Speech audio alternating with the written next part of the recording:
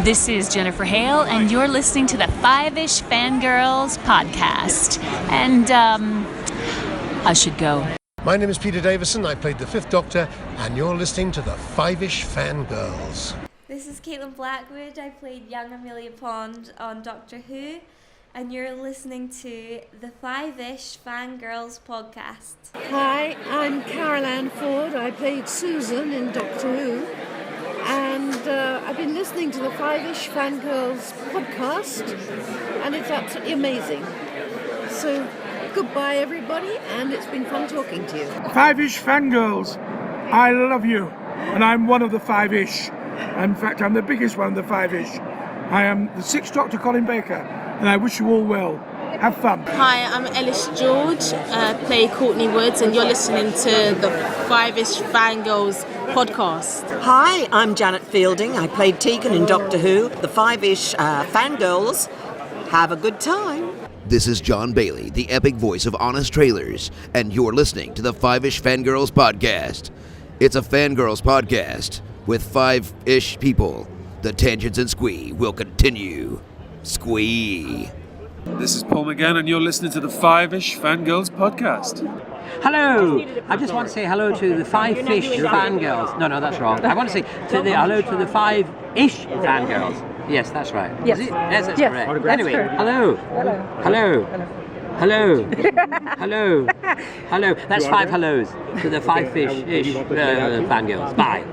This is Sophie Aldred, who was Ace in the series Doctor Who, the Five-ish Fangirls podcast. No, hang on a minute. The Five-fish. No, Sylvester's done that one already. Five-fish Fangirls podcast. The Five-ish Fangirls. No. Hang on a minute. Hang on. The Five-ish Fangirls podcast. You are listening to the tangents and squee will continue. Hey, this is Lou Mangello from WDW Radio, and you're listening to the Five-ish Fangirls podcast. Let's do this.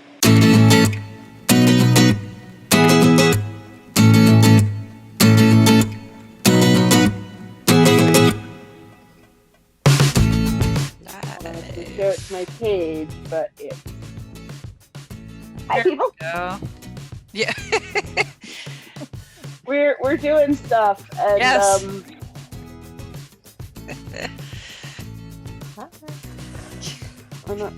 You're not supposed to comment on your own live stream, Holly. It's a test. I wanted to put a comment with it, but it didn't let me, so whatever. I wanted to see what the lag time Yeah, it's according to what I read, it's supposed to be about 20 seconds. So Okay.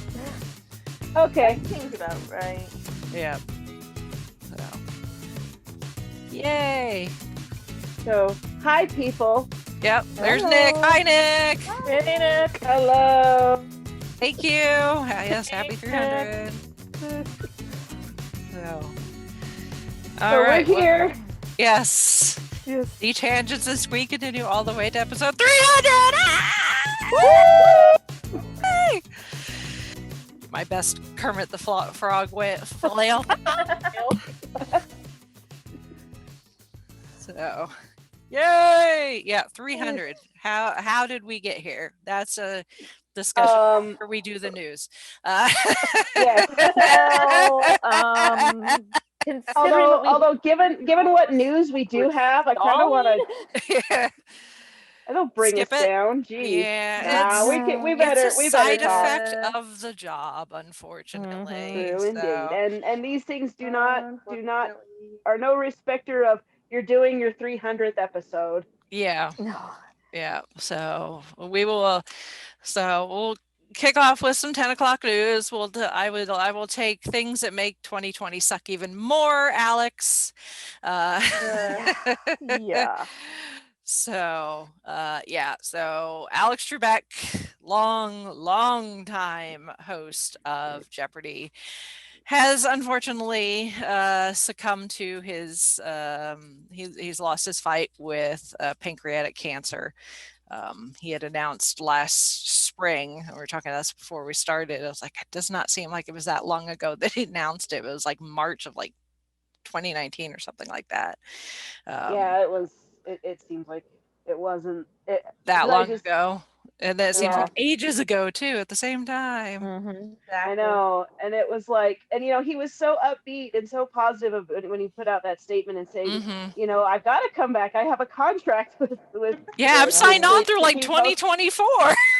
Yeah, to keep hosting Jeopardy, and it's what's that, Holly? And it sounded like he was doing well and working with the treatment, and then it just He was still stopped, and filming then episodes, and like he unfortunately Yeah. lost his hair because of the chemo, but they got him like a really good hairpiece.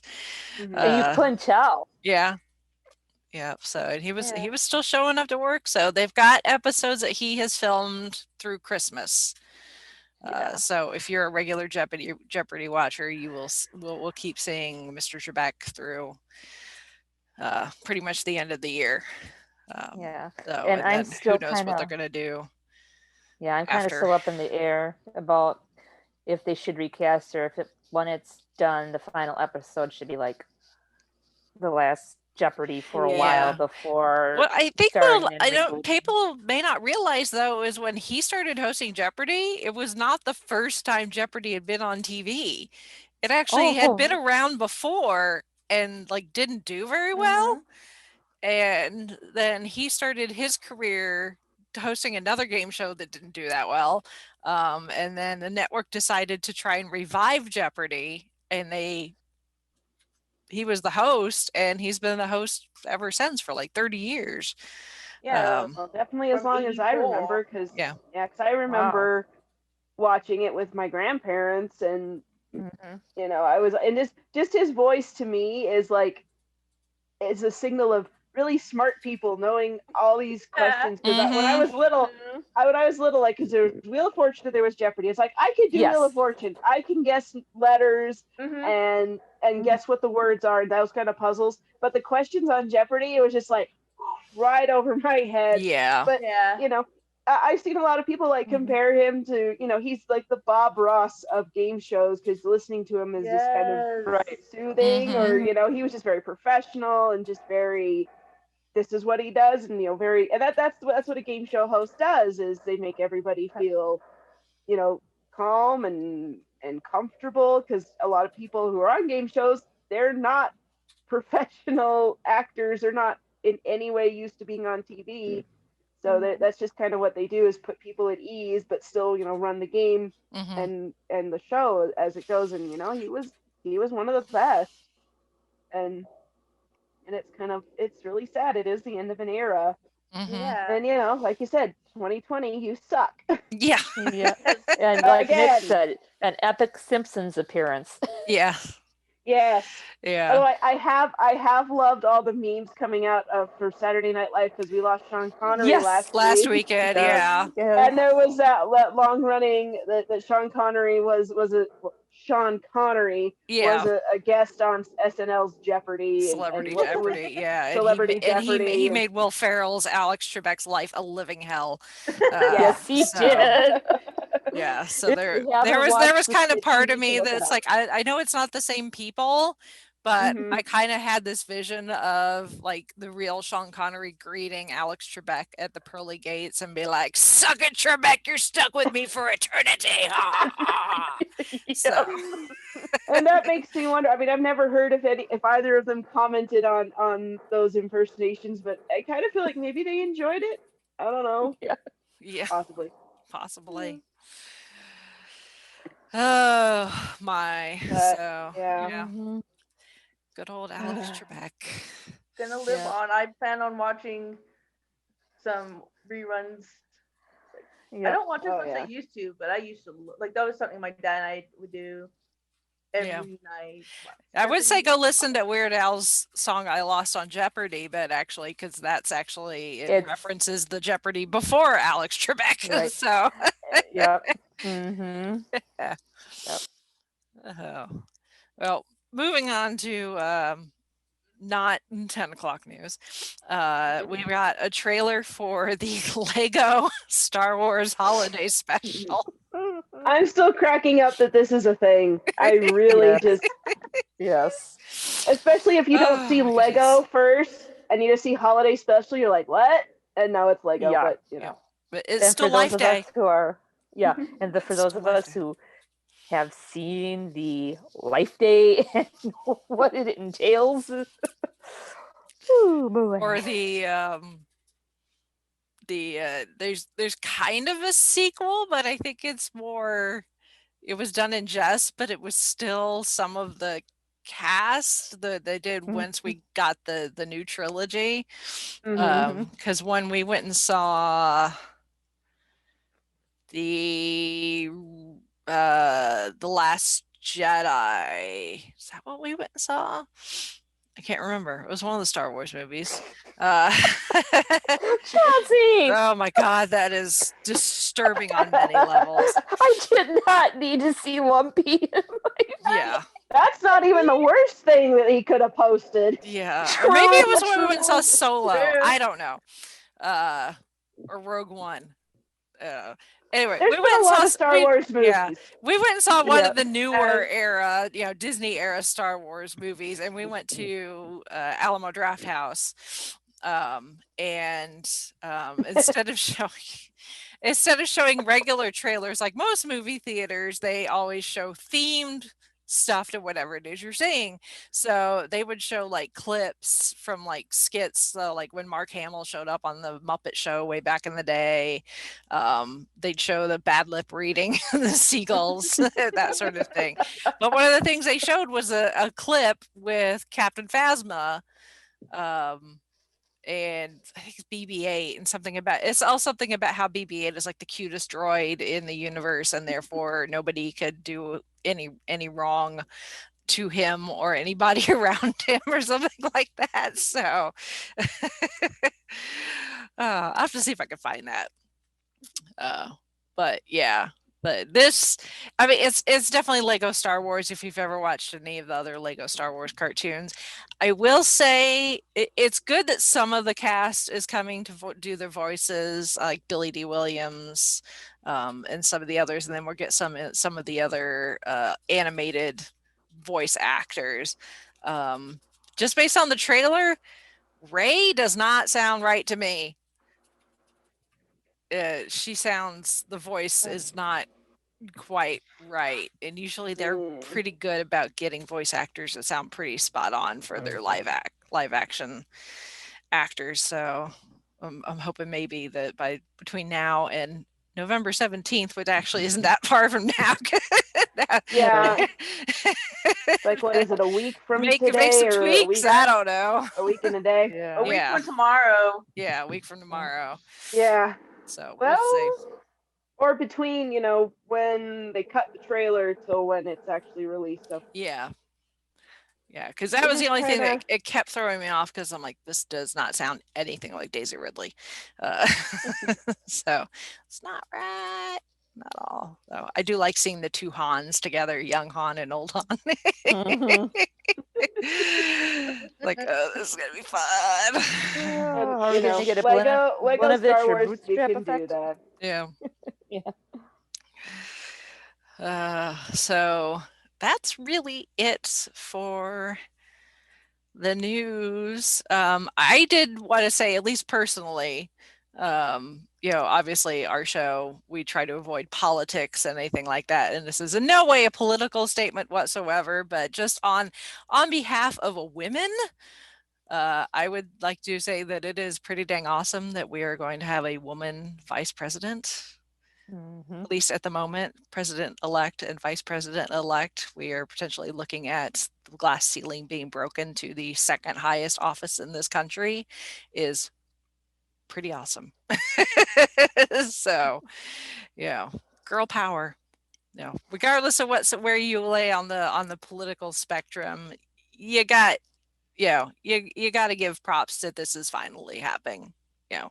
As something in the history books. So it's just one of those things where it's like everybody's just waiting and waiting and waiting to see how the election would come out, and I'm over here like, if a certain side wins, we're gonna be making some notes in the history books here with a woman.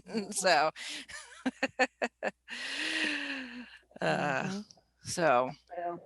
Well, Yeah, still got to see how it all shakes out. Yeah. Things But- are still, you know, It who was- knows it was how pretty- who knows how it this was is pretty going to shake wonky. out.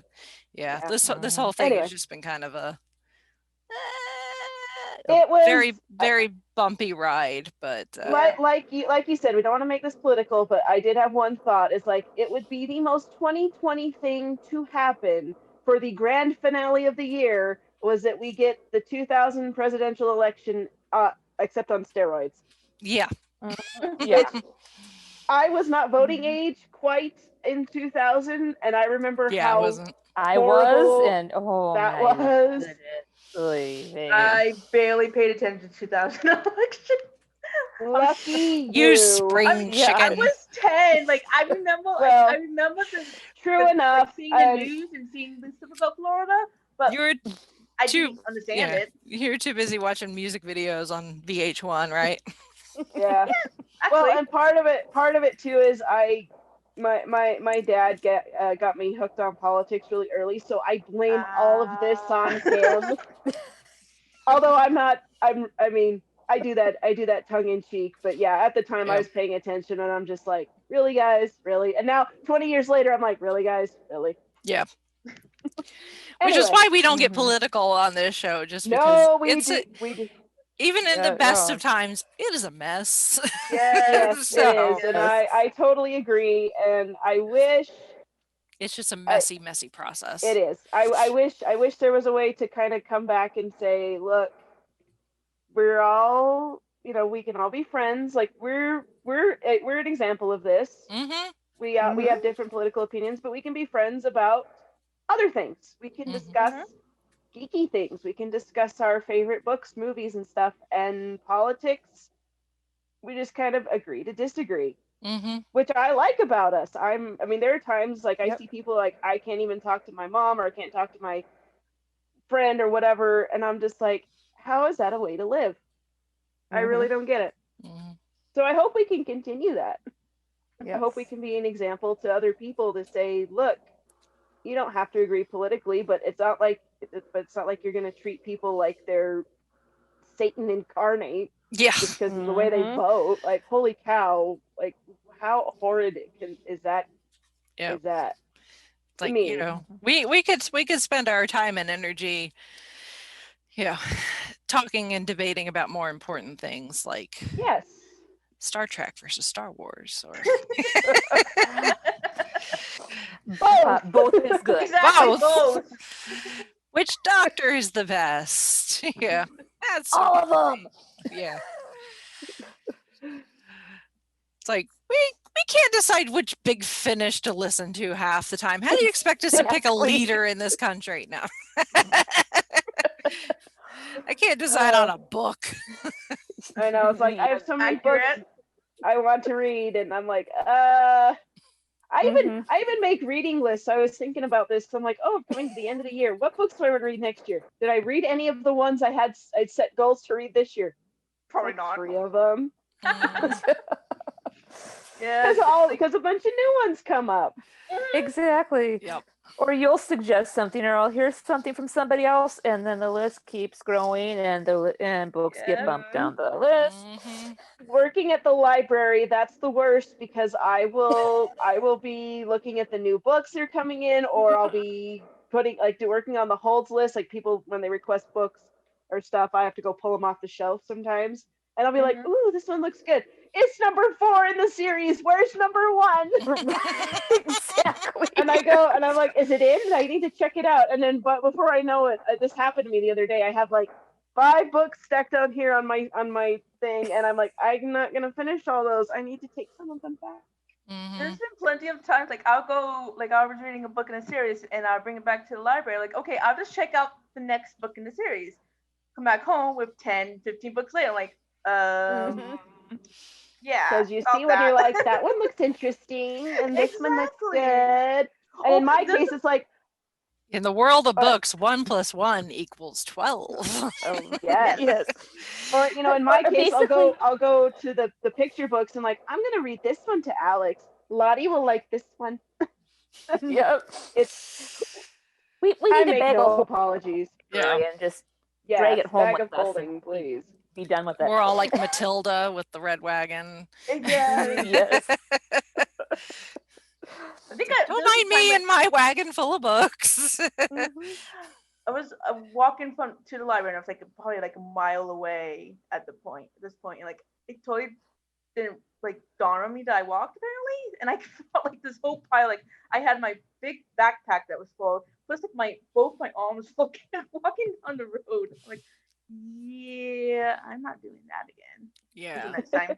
It's bad enough with the audiobooks. Like I was saying before, it's like I've got I've been mostly doing my book consumption via audiobook through the library, and I'm on waiting lists for several books. I'm on the waiting list for the first Dresden Files book, and right now it's telling me 5 weeks, and I've already been on the waiting list for like a month.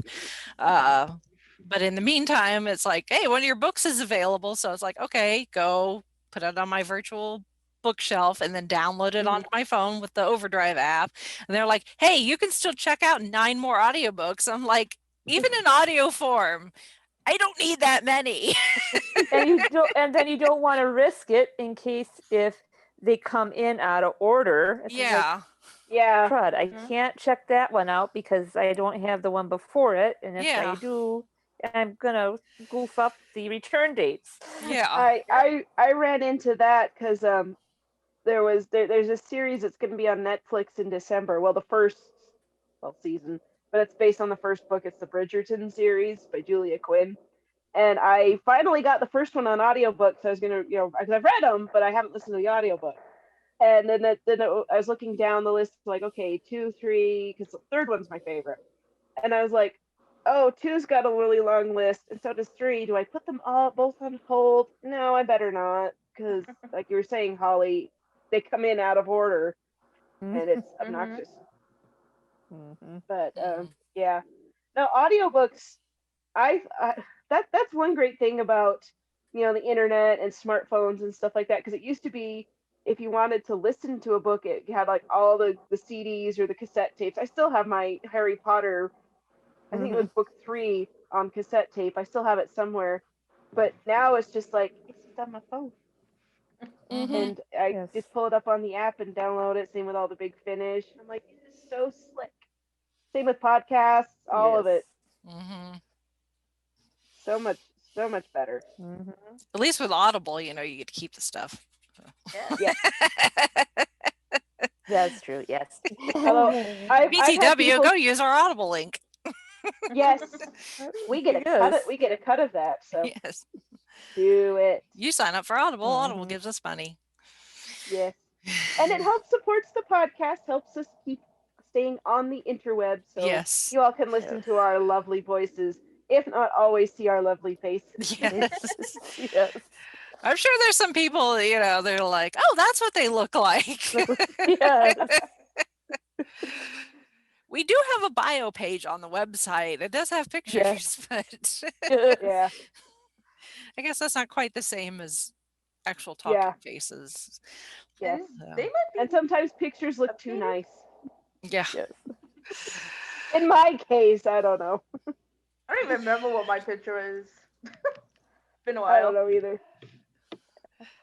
But anyway. So, that was a tangent. Hi guys. Yes. Yeah, I was gonna say, yes. This is what we do best. Well, I mean, we were pretty much at the end of the news segment. So we do have a little bit of feedback from Shalane, which I know Shalane is watching. Hi, Shalane. Hello. She piped in on our Sean Connery episode from last week. Unlike Chrissy, who has sat down and watched every single James Bond movie.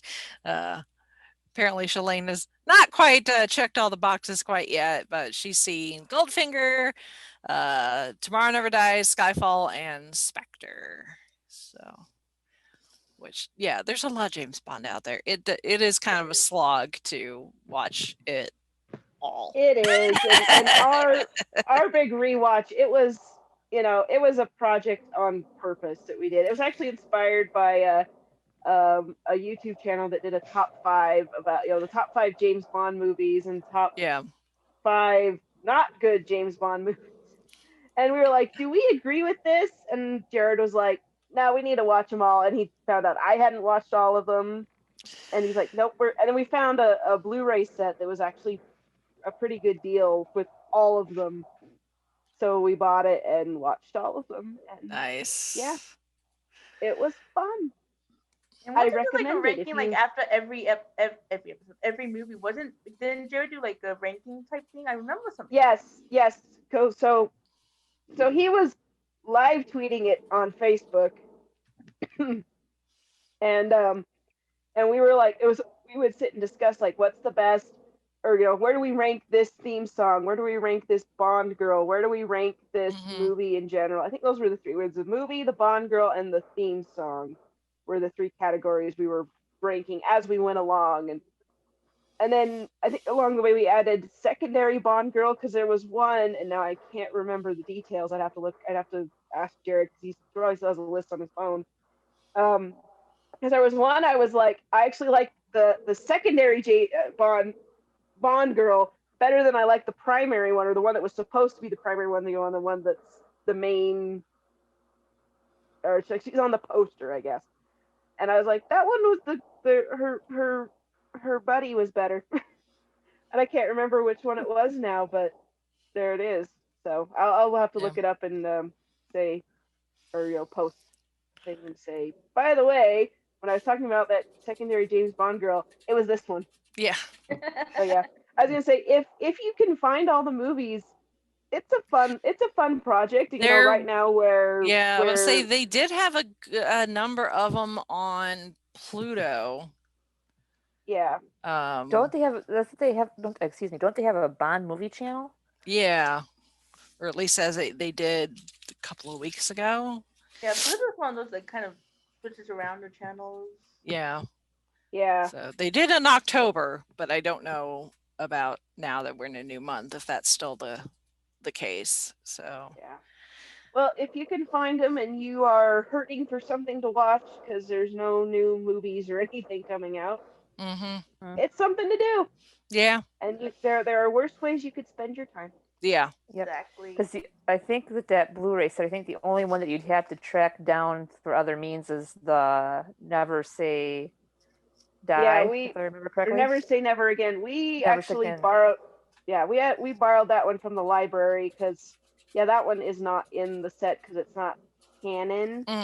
But we wanted to watch it anyway, and I was like, more Sean Connery, please. And just to fill and then people in.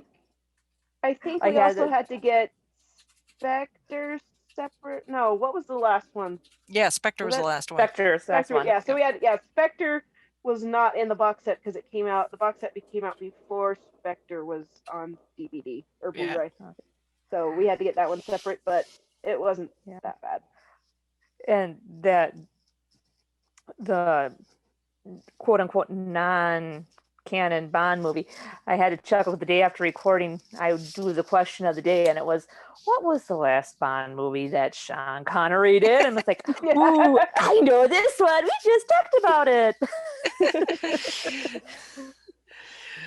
Officially? It's like, Canon there or not? There are two answers to this question, and only hardcore nerds would make that distinction. Yes. And I was one of them. Yeah. Yep. Proud to be. I say that as wearing the badge of honor. Yeah. proudly so. Yes. Yeah. Well, most of my Bond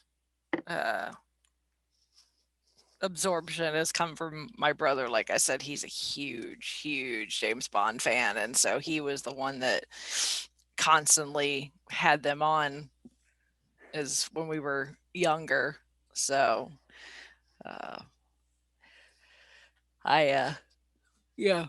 we'd be doing my thing, and he'd be watching, pick a Bond movie. But then Chauncey actually did a rewatch a couple of years ago where he sat and he watched them all in order.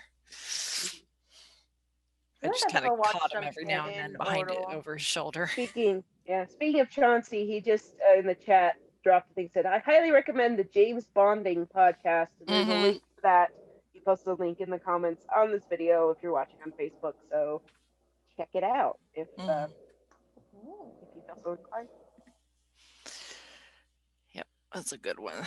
So that's our feedback from Shalane. So thank you for sending feedback, Shalane. Yep. Yes. So much appreciated. Yep. So moving on to us. Hi. Yes. This was one of those things where it's like where we've hit like epiversaries or anniversaries or whatever. Although our anniversary is in the middle of summer and it's usually around PopCon, so I usually our anniversary celebration involves a PopCon recap on my part. But looking at the calendar, and we realized that 300 was coming, and at the time it was still several months, weeks away. So it was like, Episodes away, we'll figure it out. Time got away from us. Yeah. Yeah. And now we're here, and this is number 300, and it was like, what are we gonna do? What are we gonna talk about? Like, I don't know. No idea. I didn't think. Well, I don't know. I didn't. We thought, but we didn't have any really good. It's not that I didn't think that we wouldn't reach this number. It's more like I didn't think that I would feel. I don't know. I think part of it is just this year. It's just it almost just seems odd to be like celebrating something, but at the same it's not odd to be celebrating. It's like the way I would have liked us to celebrate was not going to happen because of what has occurred this year. So like I knew 300 was coming, and if things like Gen Con had happened, I would have been able to go and maybe talk to some of our contacts with some of the gaming companies we work for in the past and see about maybe doing another giveaway, getting some merch to give away, that sort of thing. But just those events weren't happening, so well, and given everything that's happened and how prevalent Zoom meetings have become, this is kind of appropriate. It is. It kind of is. And that we were able to figure out, we can do video. Okay. It's like we hit 300 during the pandemic of 2020. Oh, well, we're going to do it in Zoom. Okay. That's what we're going to do. So here we are. Now you see us, and you see us talking, and so that's what we're doing. Yep. And we'll do a live show on Facebook, and hopefully you all are enjoying it. Yeah. Hopefully. So, but just 300. That's just. Man, yeah. We were excited. We were so excited when we reached 10. We're like double digits. Like, woohoo! Let's do it. Let's have a party at number 10. And we're like, a lot of the experts will tell you that if you're thinking about getting into podcasting, like the first 10, if you can get to 10, is usually a sign that you're going to stick with it. You need to do about 10 to see if it's something you really enjoy and really like doing, and we've done that and then some. Quite a bit. I mean, I was thinking about it just a couple days ago, and I was like, wow, we started in 2014, and just realizing how far back even 2014 was or is from now, or I mean, just or I'm thinking like, 2010 doesn't seem like that was that long ago. Oh, actually, yeah, it was. And you think, and I was thinking back to when I was a kid, when like I was 5 in 1990, and then I was like, 2000 seemed like it's going to be so far away, and it was in 10 years, and we've blown past that obviously right now. But time gets more and more compressed as you get older. Yeah, it does. Oh. And you get older, and things like your eyeballs start to hurt. Which is why I have the old lady glasses.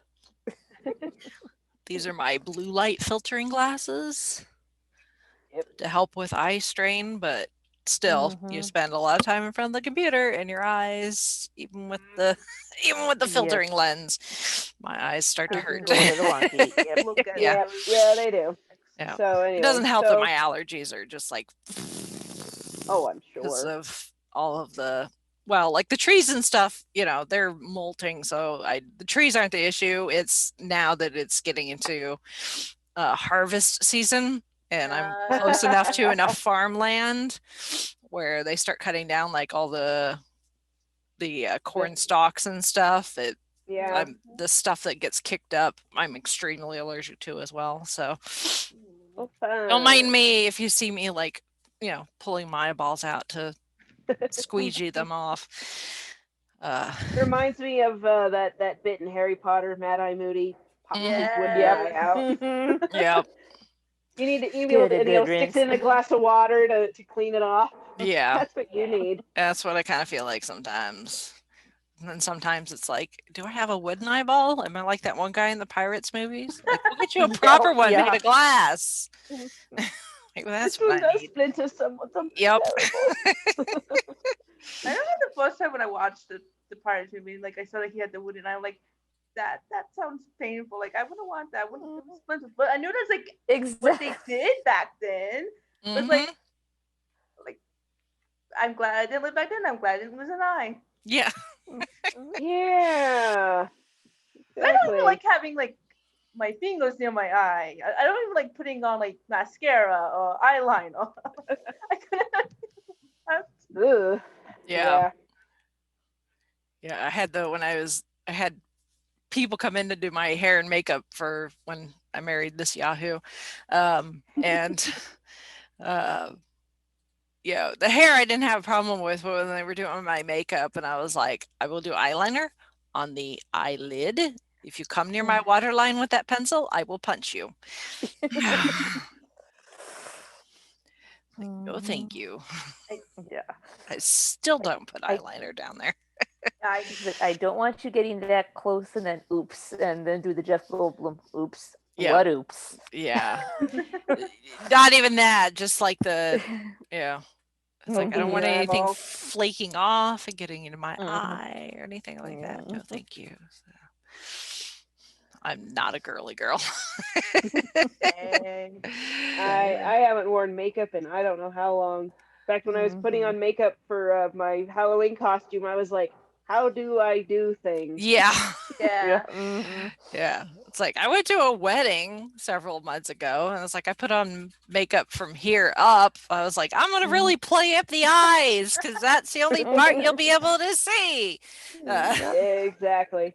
I know my sister, who's just younger than me, she sells makeup online and stuff, so she'll have all the the beauty videos and all that stuff going on, and I'm like, I wear chapstick. Yeah.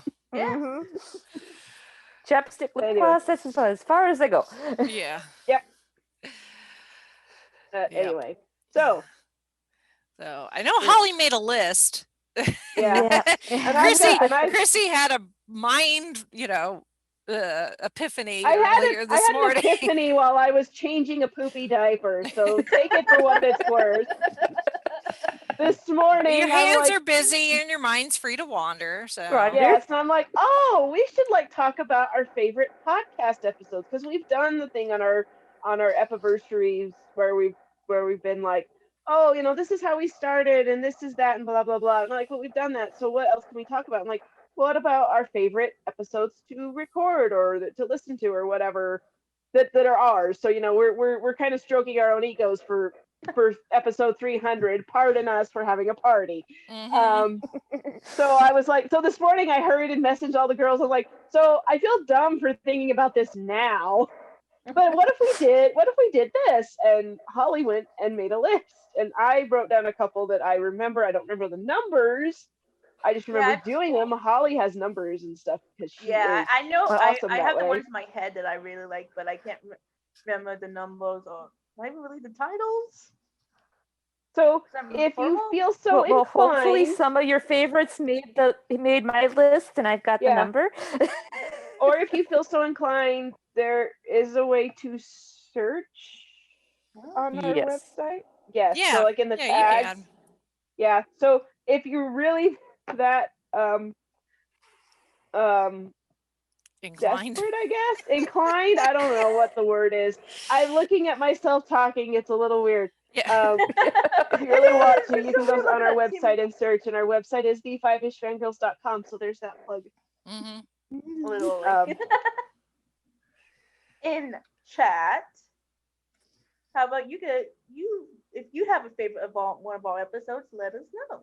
Yeah. Yes, please for do. those who are And you don't watching, have to know the yes. number. You can just tell us what the topic was or what you remember of it being memorable. If even if it had nothing to do with the topic, if it was just something fun happened or something funny, or I don't know. You laughed so hard you almost fell in the ditch when you're driving. Please don't do that. Please don't drive into the ditch. Please don't. Both hands on the wheel, 10 and 2. Yeah. Well, I know one of the first ones that probably needs to be mentioned, not necessarily where it's a favorite, but it's definitely one that's notable. Is the first time that we talked about Once Upon a Time. Yes, that's one of my Episode number that 15. That was the first time we broke the 3-hour mark. The town in Maine. I might have had something to do with that. Yeah.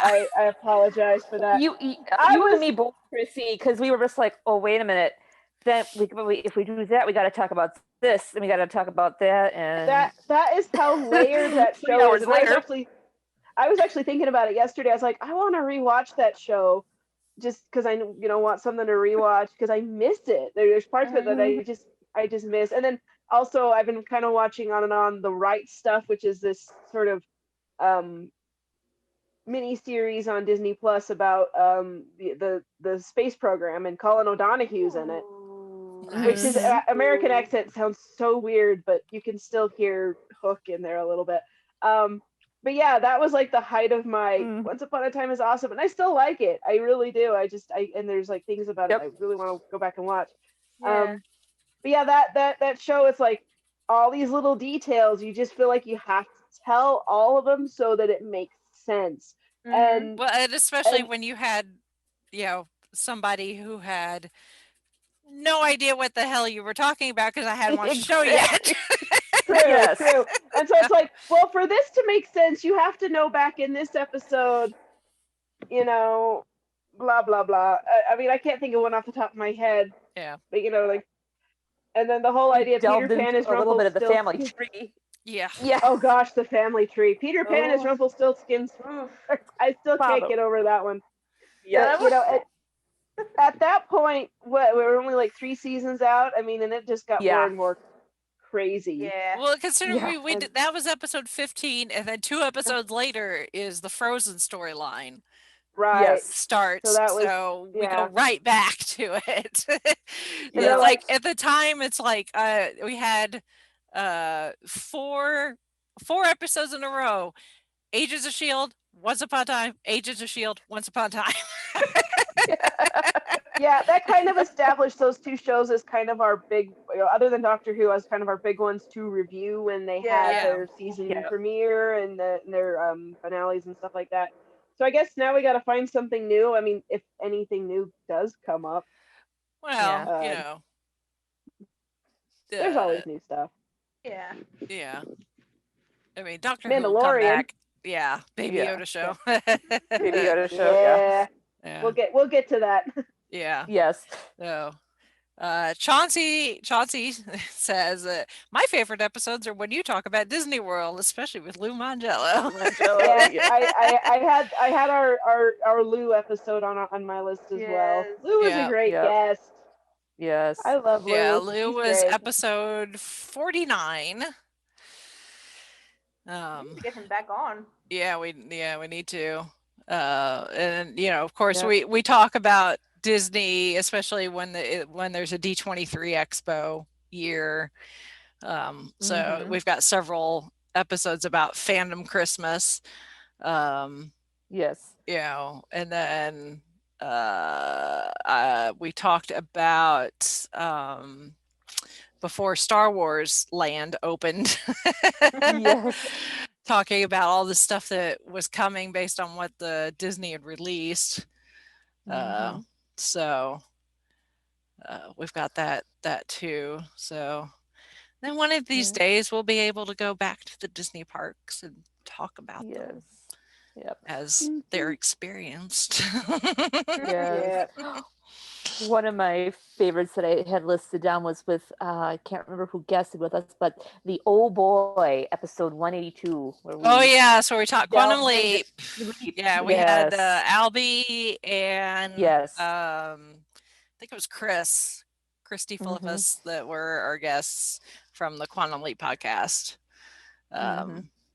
So yeah, that was one of those topics, Quantum Leap, where it's like that was one of the ones where it was like, this is going to get talked about at some point, and then it finally did. Once I found because like at the time when I discovered their podcast, like they were the only regular Quantum Leap podcast out there. So there's some nowadays it's like I start watching a TV show and it's like I should see if there's a podcast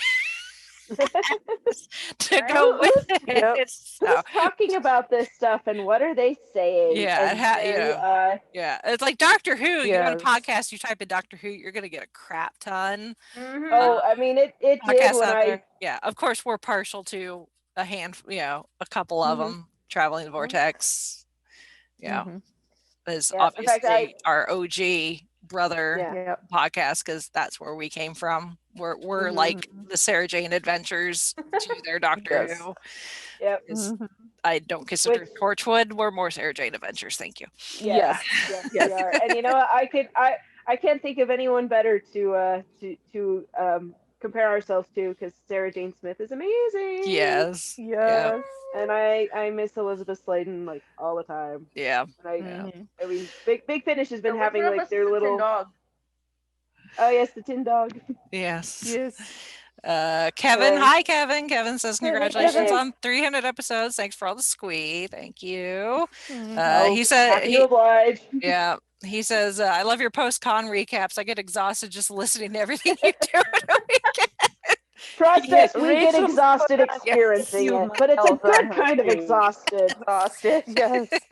I miss my cons. I do too. I was thinking about, because Jared and I were looking at some AMVs, and I've got an AMV I was working on for Anime Bonsai this year, and I was so bummed because Robbie Damon was going to be there, and he's the voice of Tuxedo Mask in the new Sailor Moon, and I had a Tuxedo Mask AMV I was working on. I was going to put in the contest, and it didn't happen. Bonsai got canceled.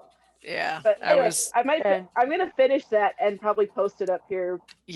Sometime. Yeah, and Chauncey thanked us for having him on to talk about Metallica.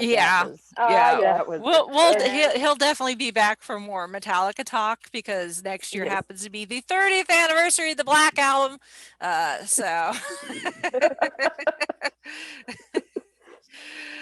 So we'll I've been doing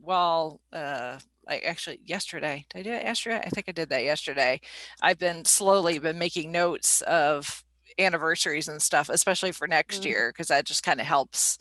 It gives us a place to start. It's a good place to start with, that sort of thing. And so I took everything I had written down on random pieces of paper, wrote them down in chronological order, and then plugged them into the calendar that we use with Google. So there's several months where there's like nothing,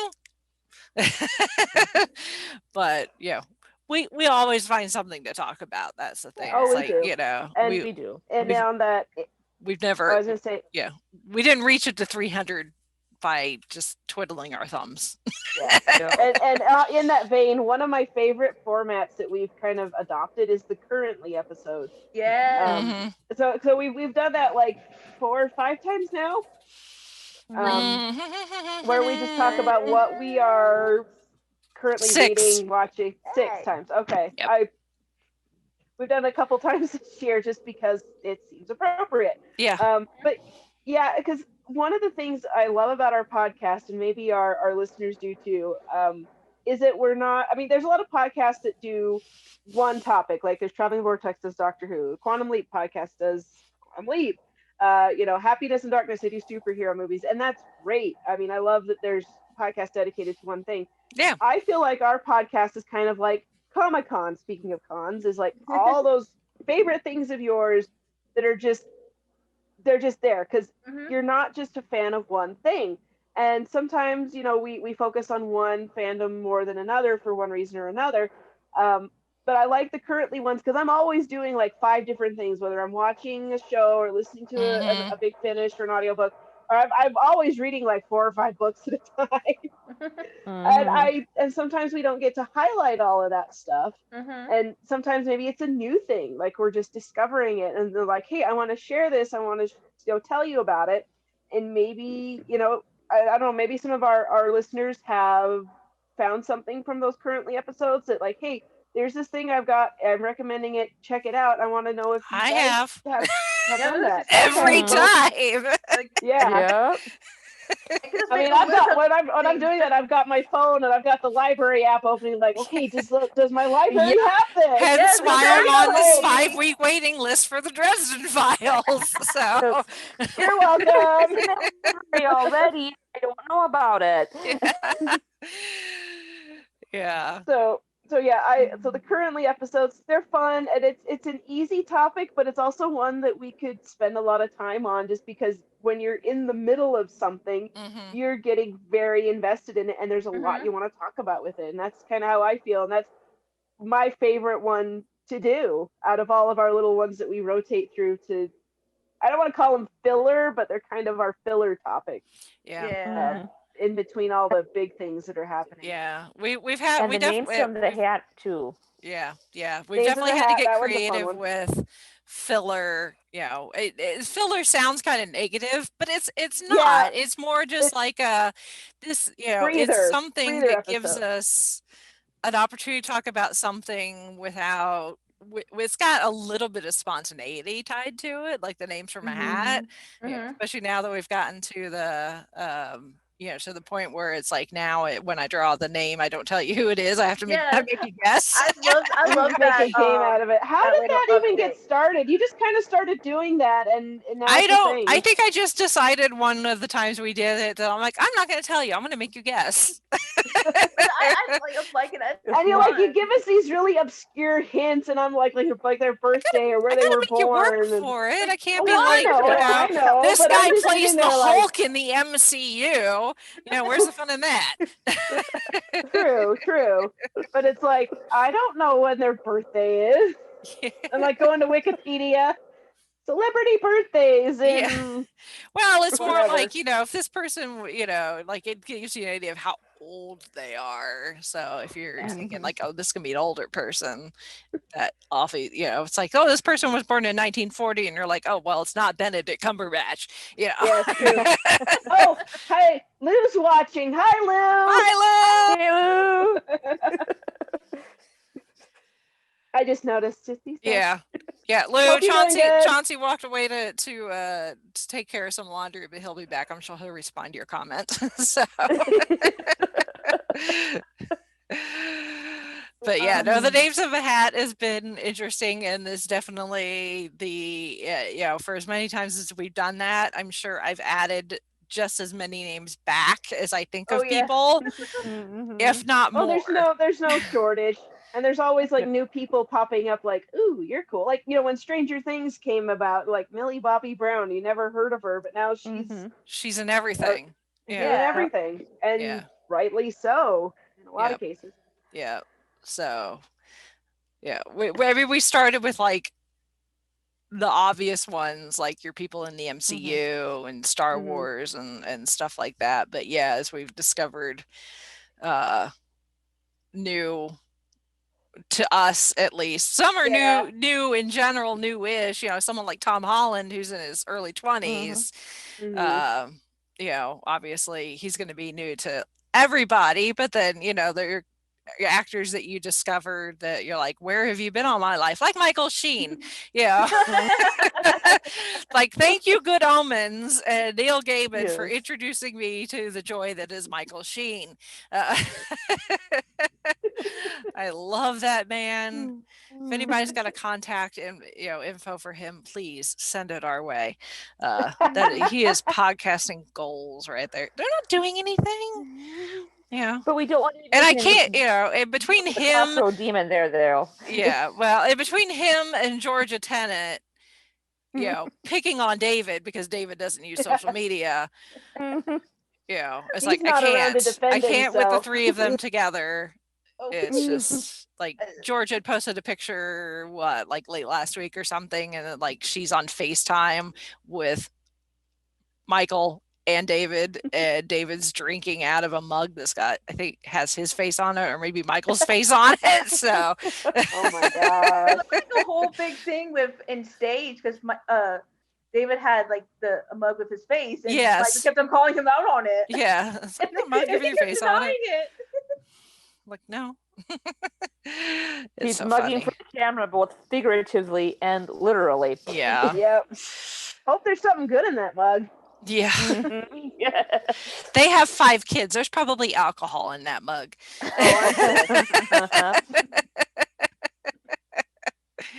Just don't mix up the mug with the baby bottle. Yeah. Not a problem. Sure, not a problem.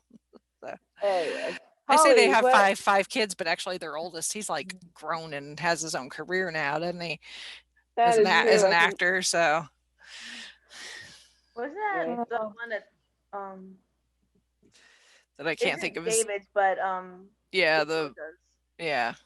David's not his biological father, but he adopted him. It's that like one of my favorite videos is like with Georgia asking him like his favorite doctors, and he said like the 10th doctor. I forgot who else. And he's like, what about the 5th doctor? Like, no, not him. Like, oh, Grandpa's gonna be happy about that. Yeah. Yeah, and this was before Georgia and David were married. Yeah. I don't know if they were dating yet, but yeah, it was kind of funny and yeah. So Holly, what else is on your list? Let's see. I kind of jump. Oh, okay. Brittany. Sorry. One of my favorites is the one when we were creating our own little con. We had like a bunch. That was one that's on my list. Yeah. DreamCon. Episode 190. Our armchair convention organizers. Yes. Having a DreamCon. Yeah. It was a lot of fun. At this point, cons in general are a dream. So I know. I'm just like, I don't care. I want my little convention that the library does every year. Yeah. Want to go do their little anime thing. That one was a fun one because it lets you just do.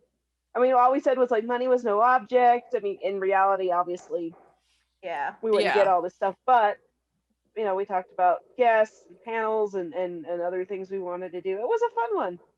Mm-hmm. Yep, and we had some good guests on that one too. Yes, we had a number of guests on that one actually. Yes. Because that was one that I got that idea after a PopCon, I think. So,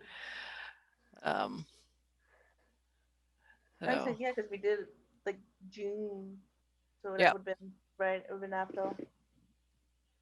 Yeah.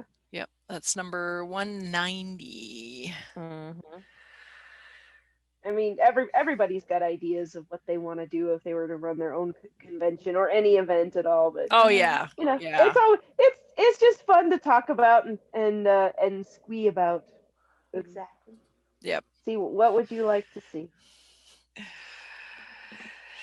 Yeah. So, what else? Well, one that here's a topic that we've only done once, and we'll finally be getting to again in a few weeks thereabout. Once it comes to an end, all the way back in 2014, first year that we were doing this, episode 21. was the first and at this point only time we've talked about Supernatural. Yes. Mhm. The family business. Yes. So when Supernatural ends in a couple weeks, we'll finally get back to talking about it. Well, what's funny is like we talked about it all the way back in 2014, and even at that point, the show had already been on for almost 10 years. Yes. Yep. They It were was like starting year 10. It was yeah, starting year 10. yeah. So even when we do a recap for the rest of the series, once the series ends, we're still having to cover like 5 or 6 seasons. Well, we didn't So- even really touch that much on all the seasons. It was just Oh kind yeah, of favorite yeah. characters and We episodes. we're really gonna have to like at And the very least only touch 2 of upon like the us- major like storylines because they and like would 2 or do like 2 or 3 Doctor of us at Who. the time were yeah. watching Supernatural. Yeah. Yeah. Well, I'm only watching it for the first time. I've been. I know. I get too intimidated by like holy cow, 15 seasons. Yeah, it Like, is you a know, this is- lot. Like it is I, a lot. yeah, Like- I mean, I was like, I can- doing that list of 75 episodes, and I burned through that thankfully with the help of Holly because we ended up cutting our Netflix. But I managed to finish that list, and that took me, oh my goodness, like almost a month. I think just to do that 75, and then I went back and did a handful of recommended episodes that weren't on that list that Holly recommended because there's certain characters that didn't necessarily get fell in touched love on. with. Yeah, so it's like now I've seen like all the episodes that Garth is in, all the episodes that Charlie's been in, so it's like I've got those characters covered. So now it's just filling in all the other ones I haven't seen. I've seen at least like 5 or 6 episodes per season, all the way through. I've seen season 1 all the way through, except for the one episode that Holly thankfully told me to avoid. Yes. Thankfully, That's you guys. exactly what it says on the tin. Yeah. I don't like creepy crawlies, and they were like, avoid the episode with the creepy crawlies, so that one will always remain unchecked as watched. So it's like and you are fine with that. Yeah. Yes. I don't do bugs and things with multiple legs and multiple. So this last episode of The Mandalorian, I was in hell. I was gonna ask. I didn't want to like get into it because it's not our topic right now. But I'm like, were you okay? No, I was not. No, she was not. No, I was not. She was Mando towards the end of the episode, I'm thinking. Yeah, I was like, somebody hand me a flamethrower, Bring please. me my flamethrower. Something. Yes. Oh my God, it was. I was. The minute the Baby Yoda started, and you saw the first one, and I was like, okay. And then you hear the rumbling, and it's like, oh, this is gonna get bad. This is getting bad. So it's like I spent most of the episode once they started appearing like this, and I'm like, I can hear it. Hearing it is okay because thankfully there's a lot of other sound effects. You know, it's like Mando yelling and engines firing and guns and weapons going off and stuff. And occasionally I would look and be like, nope, not safe yet. Not safe yet. So. Tell me when they're dead. Yeah. Yep. Yeah. So I will not be rewatching that one. Thank you very much. Yeah, understandable. And Mando some that's right up there with dragon Doctor jerky. Who with arachnids in the UK. It's like, oh, why?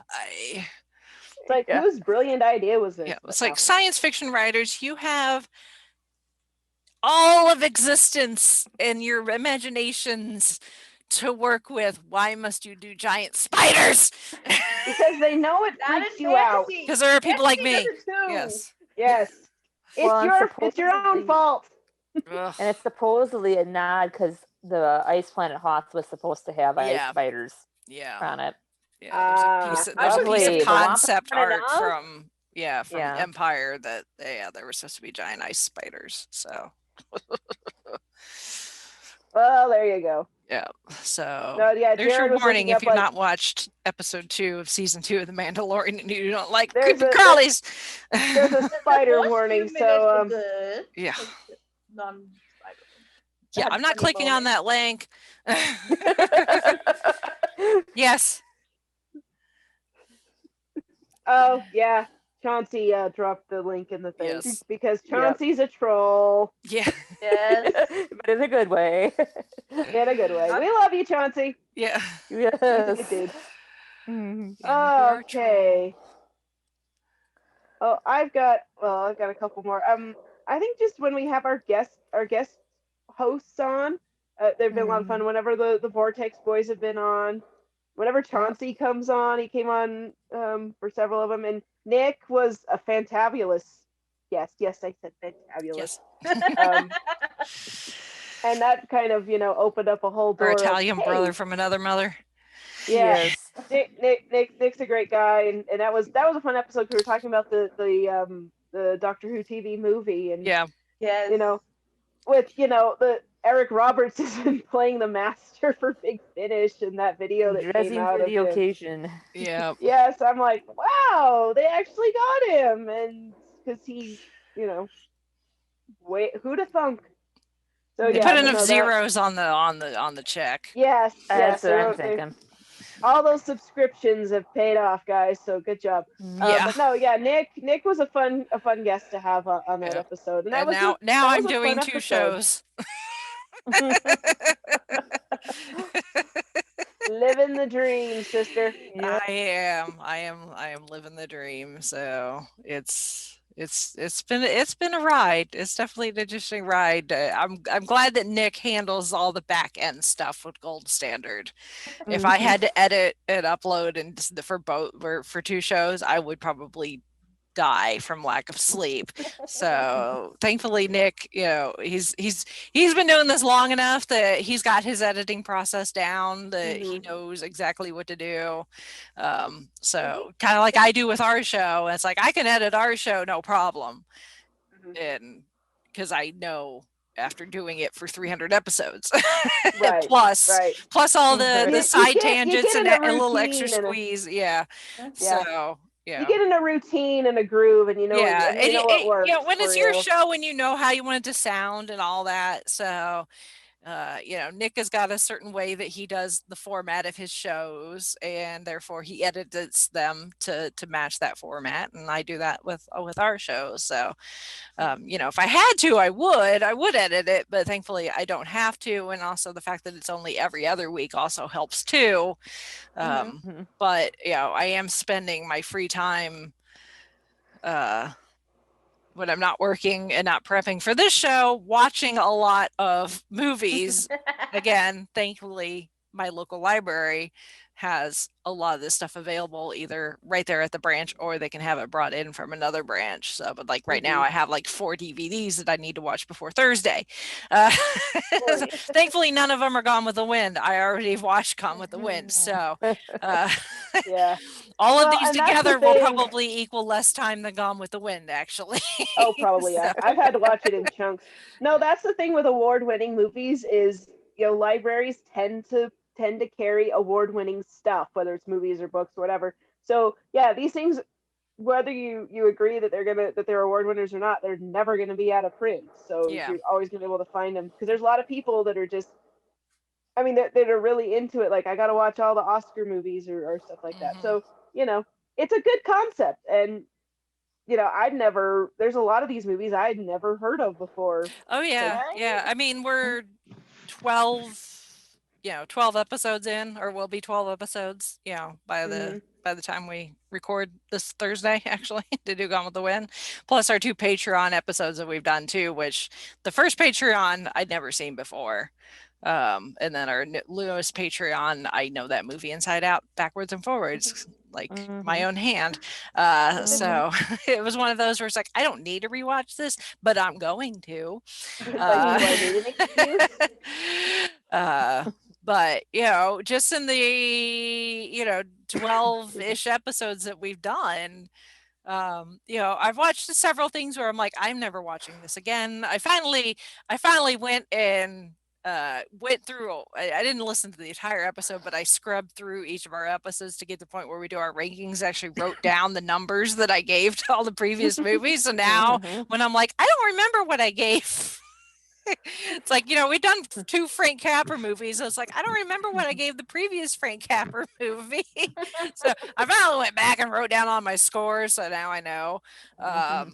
But there are some movies where I'm like, yeah, no, I'm never watching this again. This was awful.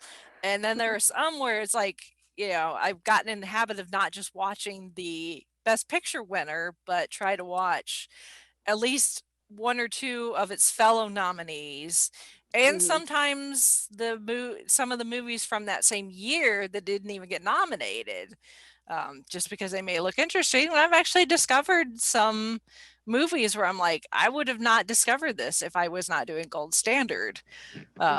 So, now like the Thin Man movies, like the first Thin Man movie got nominated, and I don't think any of the subsequent ones have, but I love the first Thin Man movie so much that whenever we get to the year where there's another Thin Man movie, I'm making sure I'm getting it from the library. You're like, So this should have been, or maybe not. I don't know. yeah, because they're such good movies. At least the first 2 that I've seen are such good movies. I love them so much. So if you like murder mysteries, go watch the Thin Man movies. They are hilarious, absolutely hilarious. So I'm starting to develop an appreciation for Cary Grant. Yeah, I'd never really seen him in much, but it's all good. So he's not Gene Kelly, but. Yeah. Oh, it's a good fun thing. The fun thing about watching wife crime solving team. Yes. Yeah, that's the Thin Man ones. Yeah. Okay, I vaguely remember probably and watching their dog. some with my yes. Okay, because I can vaguely remember watching some of those when I was younger with my grandma on the AMC or the Turner Movie Classic channel. Yeah, because if you've ever seen, speaking of Cary Grant, if you've ever seen Bringing Up Baby with him and Katharine Hepburn, the dog in that is the same dog actor that's in the Thin Man movies. So yeah, that's the fun thing about watching like older movies, because it's so easy to get into your mindset of, oh, I gotta watch the new stuff and I only like the new stuff, or you get used to it, I guess, the tone, the pacing and stuff. Then you go back and watch some of these older ones and you're like, they have some really good writing and really good acting, and it's a different kind of thing they've got going, and it's kind of calming to me. Just to kind of, even because I watched Stagecoach, because that's another one that was nominated with Gone with the Wind, and that's I grew up on John Wayne movies, but that was one I'd never actually watched, and I was just like, this is just I loved it. I really enjoyed it, and I was like, I can see why it was nominated. But it was something that I never thought I would have seen in a black and white movie, I guess, or I don't know. I just never got around to it, and it was one of those hidden gems that I wish I'd known about before. But now I've seen it, so I'm happy. Yeah. It's definitely fun. Like add that to my catalog. Yeah. I would every once in a while, I would try to go watch like the older movies. So, like I would never really think of to watch before. I'm like, I'll just go on whatever streaming I can or what rental site. I'm like, okay, I want to find something I've never heard of before from way back when. And some were pretty bad. I'm like, yeah, I kind of regret that. But there are others like, ooh, that's definitely going back on a rewatch pile. Yeah. Yeah. So that's been a fun one. Let's see. Holly, what's another one on your list? Let's see. Episode 155, As You Wish, where we talked Princess Bride. Princess Bride, yeah. Yeah. That was one of my favorites. That's such a good movie. Yeah. One of these days I need to tie Chauncey to the chair and make him watch it. He's never watched it? He's never watched it. Chauncey. Ooh. John. Oh. It's one of those where he's like, he'll be like, I know, I've not watched it. I know I should. I will eventually. Okay. He's not like the kid. We haven't reached eventually yet. He's not like the kid going, is this a kissing butt? Yeah. But it's like, at the very least, you need to watch it so that when I make a reference, you get that reference. You need to know the joke. Come on, Chauncey. I mean, how many times are we hanging out with you and your friends and we're all like quoting like Jurassic Park to each other because we all get that reference, but I make a Princess Bride reference and it goes right over his head. No, that one you gotta fix. Yeah, Chauncey, you gotta fix that one. Yes. We're pressuring you now. It's peer pressure, but it's good peer pressure. Yeah. Because your life will be enriched for having seen The Princess Bride. Yep. Absolutely. Let's see. One of my favorite podcasts that we did was reviewing Back to the Future. And speaking of Chauncey, he guested on that one too. And I gushed all over that because I love those movies. It's one of my favorites, and it's one of the best movies ever. And the trilogy's, I mean, like I said, then the first movie's the best. The other two are good. They work for it, but the first movie that's where it is, and that was it was in 2015 where it was like the anniversary of it, or where it was the actual date. Yeah, it was the actual date that it came out. Yeah. Or it was the Back to the Future day. Yeah. Because that's when they went. Because that was the day they came to the future in part 2. Yeah. Yeah, that was it. So yeah, that was a fun one. A little serendipity because we were like, oh hey, we better do Back to the Future because it's October 21st, 2015. So that was a trip. No pun intended. Yeah. And Brittany, you said you had another one you wanted to. Yeah, I like. I'm kind of like. It's one like shocked that I'm surprised that we started to do. Besides just mentioning, but I've been enjoying like Oscar little contest that we've been having. With Spark of Madness. Yes, like yes, like doing all like this is we're choosing for better or worse, and then reveal who. Like those have been fun, and like I'm surprised by how like I didn't really ever really paid attention to the Oscars before. I would see who won. I'm like, okay, that's a thing. Or not. Yeah. And then, so like I'm surprising how much I've been enjoying that, and I don't know what they're gonna be doing for this coming up.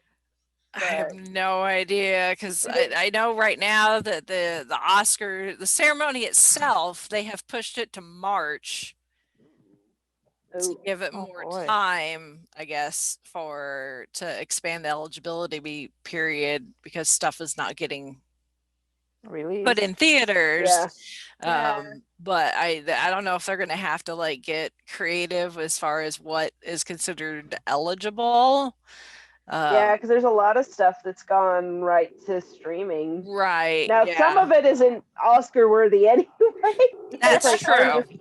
But still, it's like, what are they gonna do? But yeah, I mean, I never really paid that much attention to the Oscars because, like we said, nothing that I would normally watch gets nominated.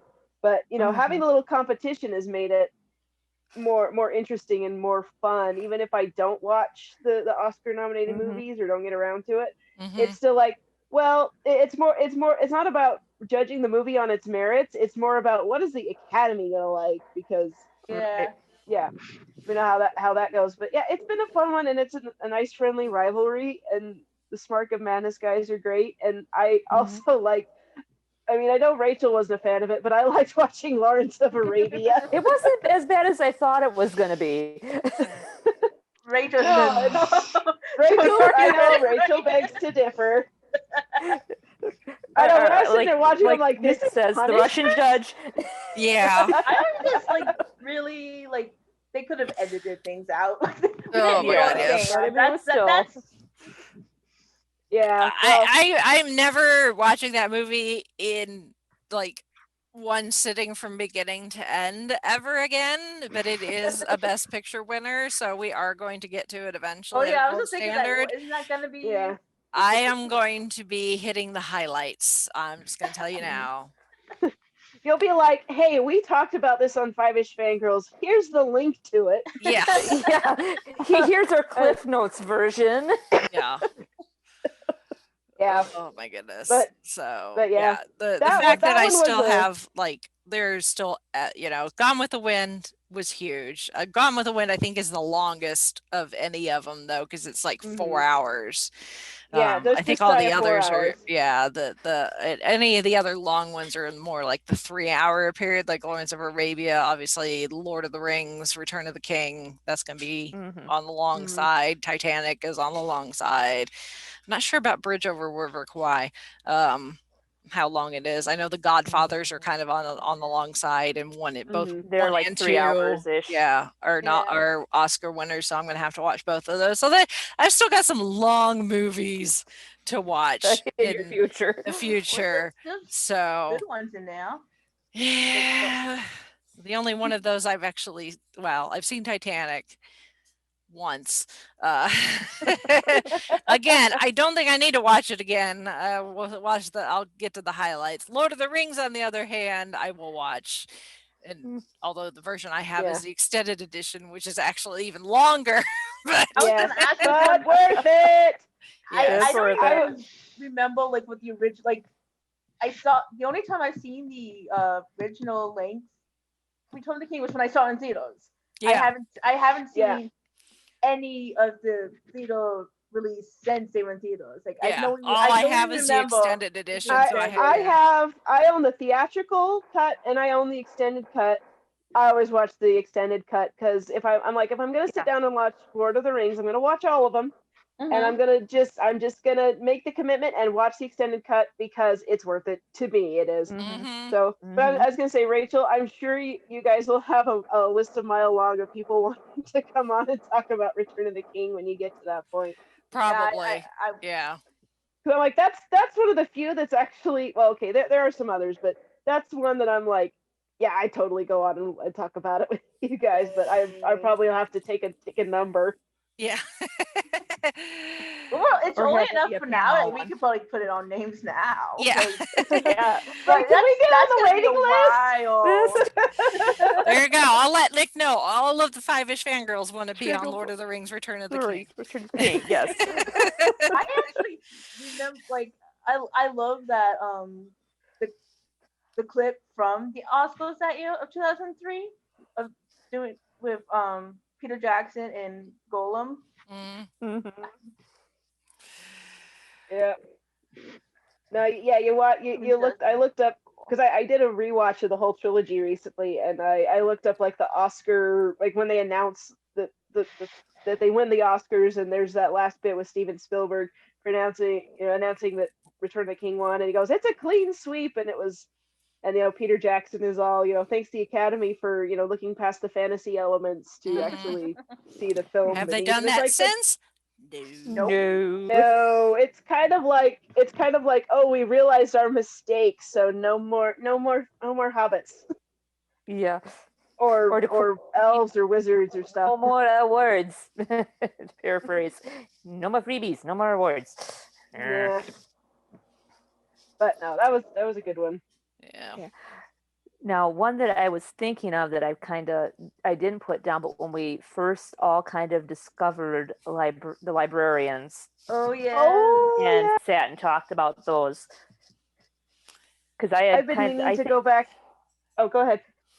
Because I can remember I can't remember if it was a Currently or something where I had mentioned Christian Kane from Leverage, and then with the librarians, and then we kind of all conglomerated together. Yeah. Well, that was again one of those where you guys were talking about, and I'm over here like, I have no idea what you're talking about. And then I finally watched it, and I'm like, why didn't you guys tell me that? John Larroquette was Jenkins. Well, I think I knew that, but oh crap, what's his face? Bruce Bob Campbell was in the movies. Oh, Bob Newhart, yeah. Bob Newhart was in it. Yeah. Bob I showed it to Jared, and he was like, "Bruce Campbell is Santa Claus." Yeah. Yes. That was his favorite one. Yeah. Well, and then Christian Kane pops up in an episode of Supernatural. And I'm like, "Hello, Mr. Stone." Yes. Hello, Mr. Stone, Mr. Spencer, whatever alias you're going by these days. Yeah. Oh, I know. I'm like, I need to watch. I mean, I've got the Electric app. I need to sit down and watch Leverage, and I've got all the Librarians episodes.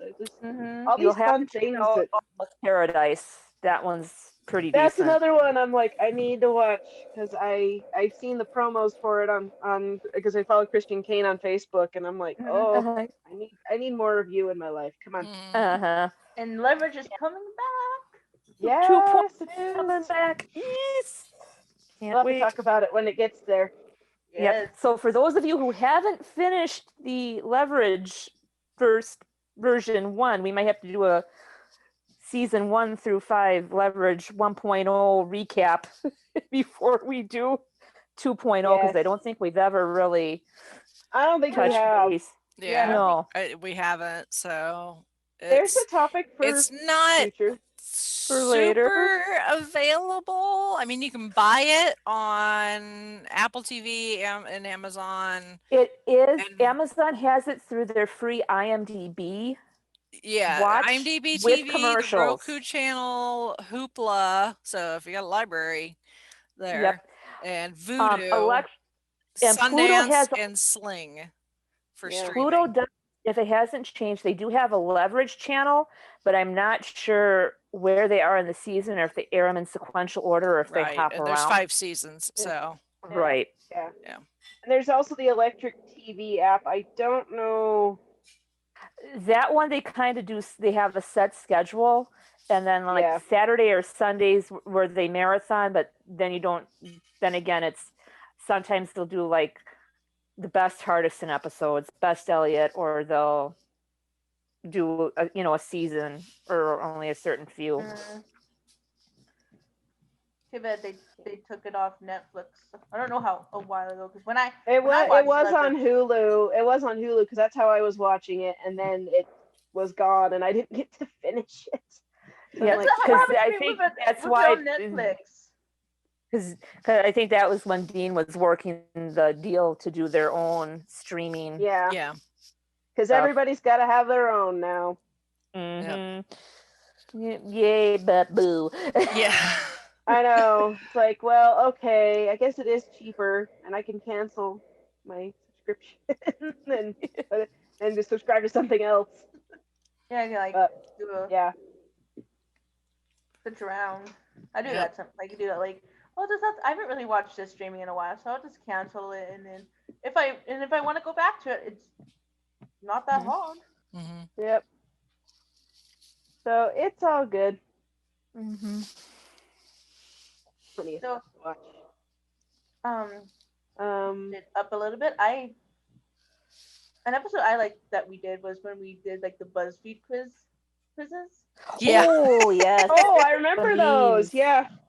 Or not the memes. The like personality. Yeah. Like answer these questions and we'll tell you which sandwich you are. You are. Yeah. Oh, good old BuzzFeed. The fun. Yeah. Yeah. And it was one of those. It's like it's an excellent time waster. Let's make a podcast topic out of it. Exactly. And well, it was fun with our choices. It was fun, like even though most of us wound up with the same stuff. Yeah, it's like, oh well, yeah, it's a good thing we're friends then, because we have this in common. Yes. I will be a pastrami on rye with you. Totally. Oh my. When we took like what cell phone you had or what cell phone. Yes. Like that. Yeah. Remember that we 20? I was like, yeah, I did not have that cell phone when I was in high school. Yeah. No. I know sometimes those things are hit and miss. Sometimes like, oh, that is totally what I have, and other times it's like, no. Yeah. No. I like the ones like we can guess your age by what shows you watch. I'm like, yeah. Like, yeah, no, you can't. You cannot. Yeah. Create the perfect Subway sandwich and we'll reveal which movie you should watch tonight. Oh yeah, that's right. That's what it was. I think I got like the notebook or something like that. I'm like, no. Yeah. I know. You like extra pickles? Well, then you should watch blah blah blah. Yeah. Or order your dream meal and we'll tell you which classic cartoon character is your bestie. Yeah. feel like you're Michael Jordan in Space Jam getting sucked into the Looney Tunes realm. Like, yeah, then we can be besties. Yeah. I can't believe they're making a second one of those, second Space Jam.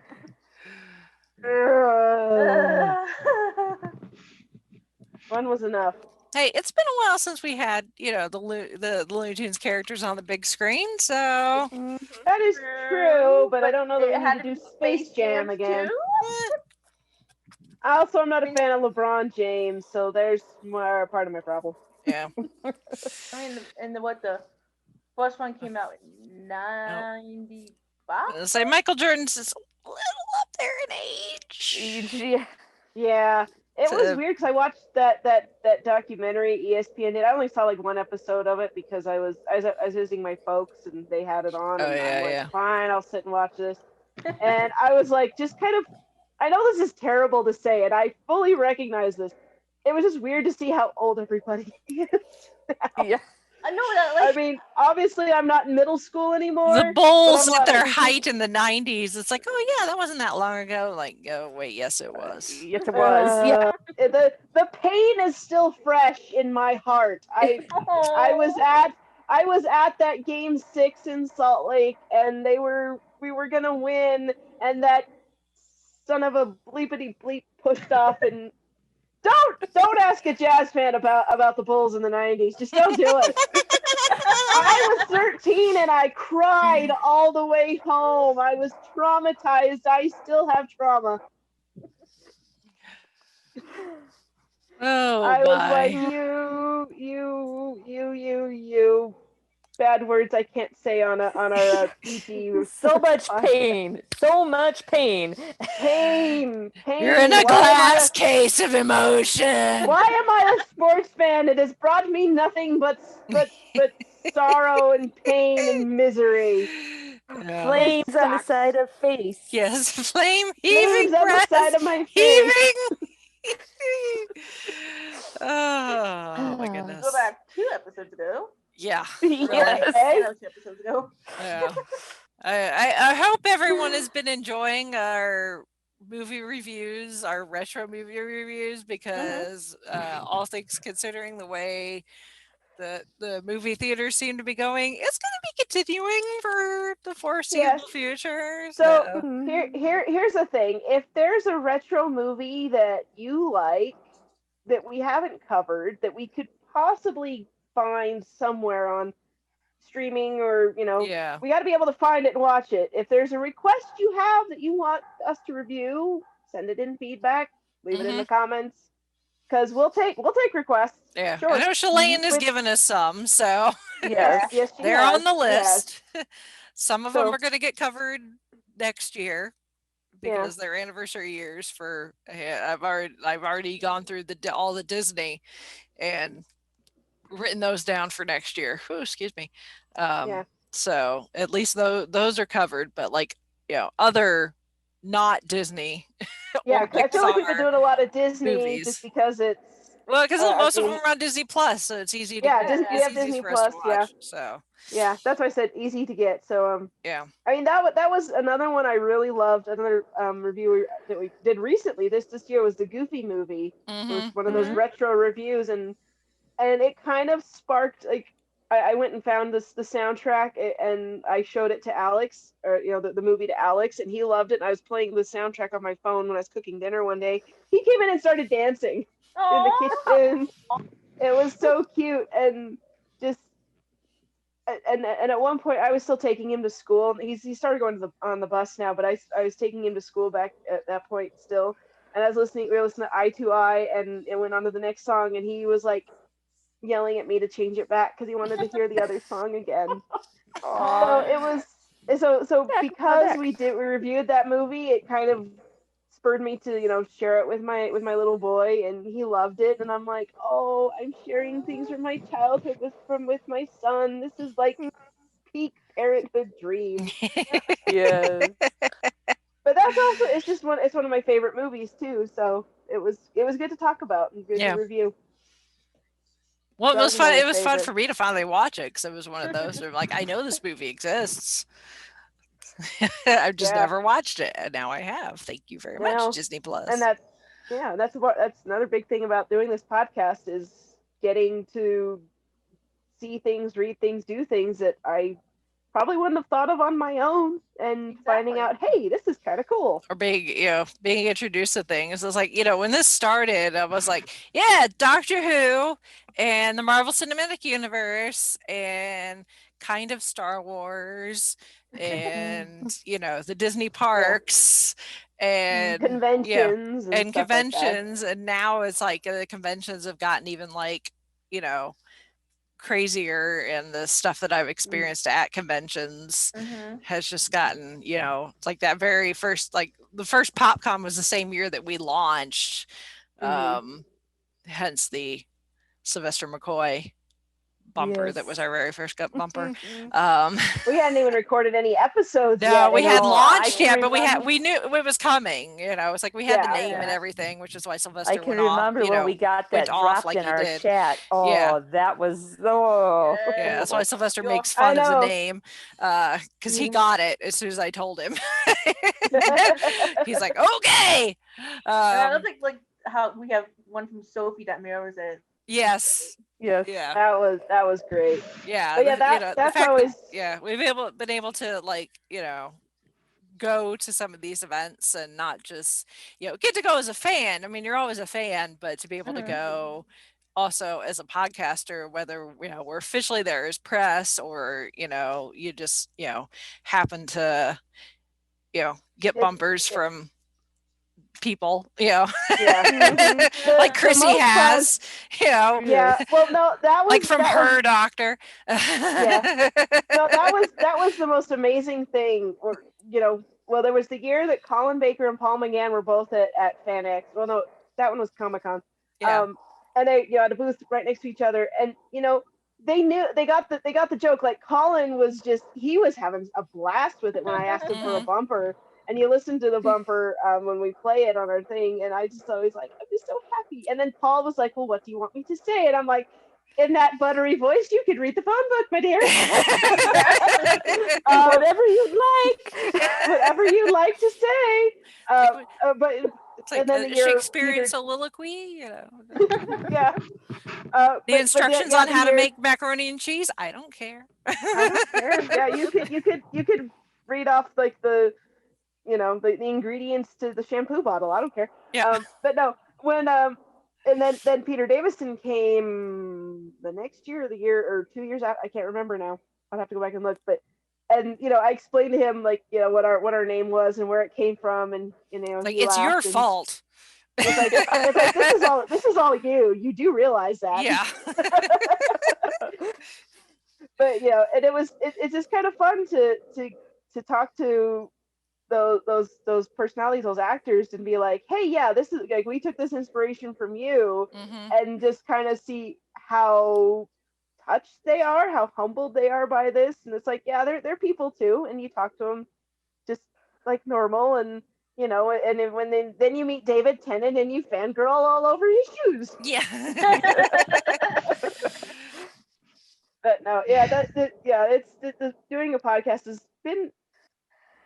It's been a fun opportunity, and it's kind of given me an excuse to do things I would never have thought of ever doing, and also to have like the support from my family, because like there's sometimes when I feel bad because I'm like, oh, I need someone to watch my kids or while I do this, and my husband is just like, no, this is your thing, go do it, and we'll take care of everything else, don't worry about it. And just to have that, and my sister Shalane, she sends in feedback all the time, and she asks, we talk about podcast things from time to time when I see her, and it's kind of just interesting how like what we've been able to do or what's happened because of this podcast. And it's kind of been a bright spot, especially this year.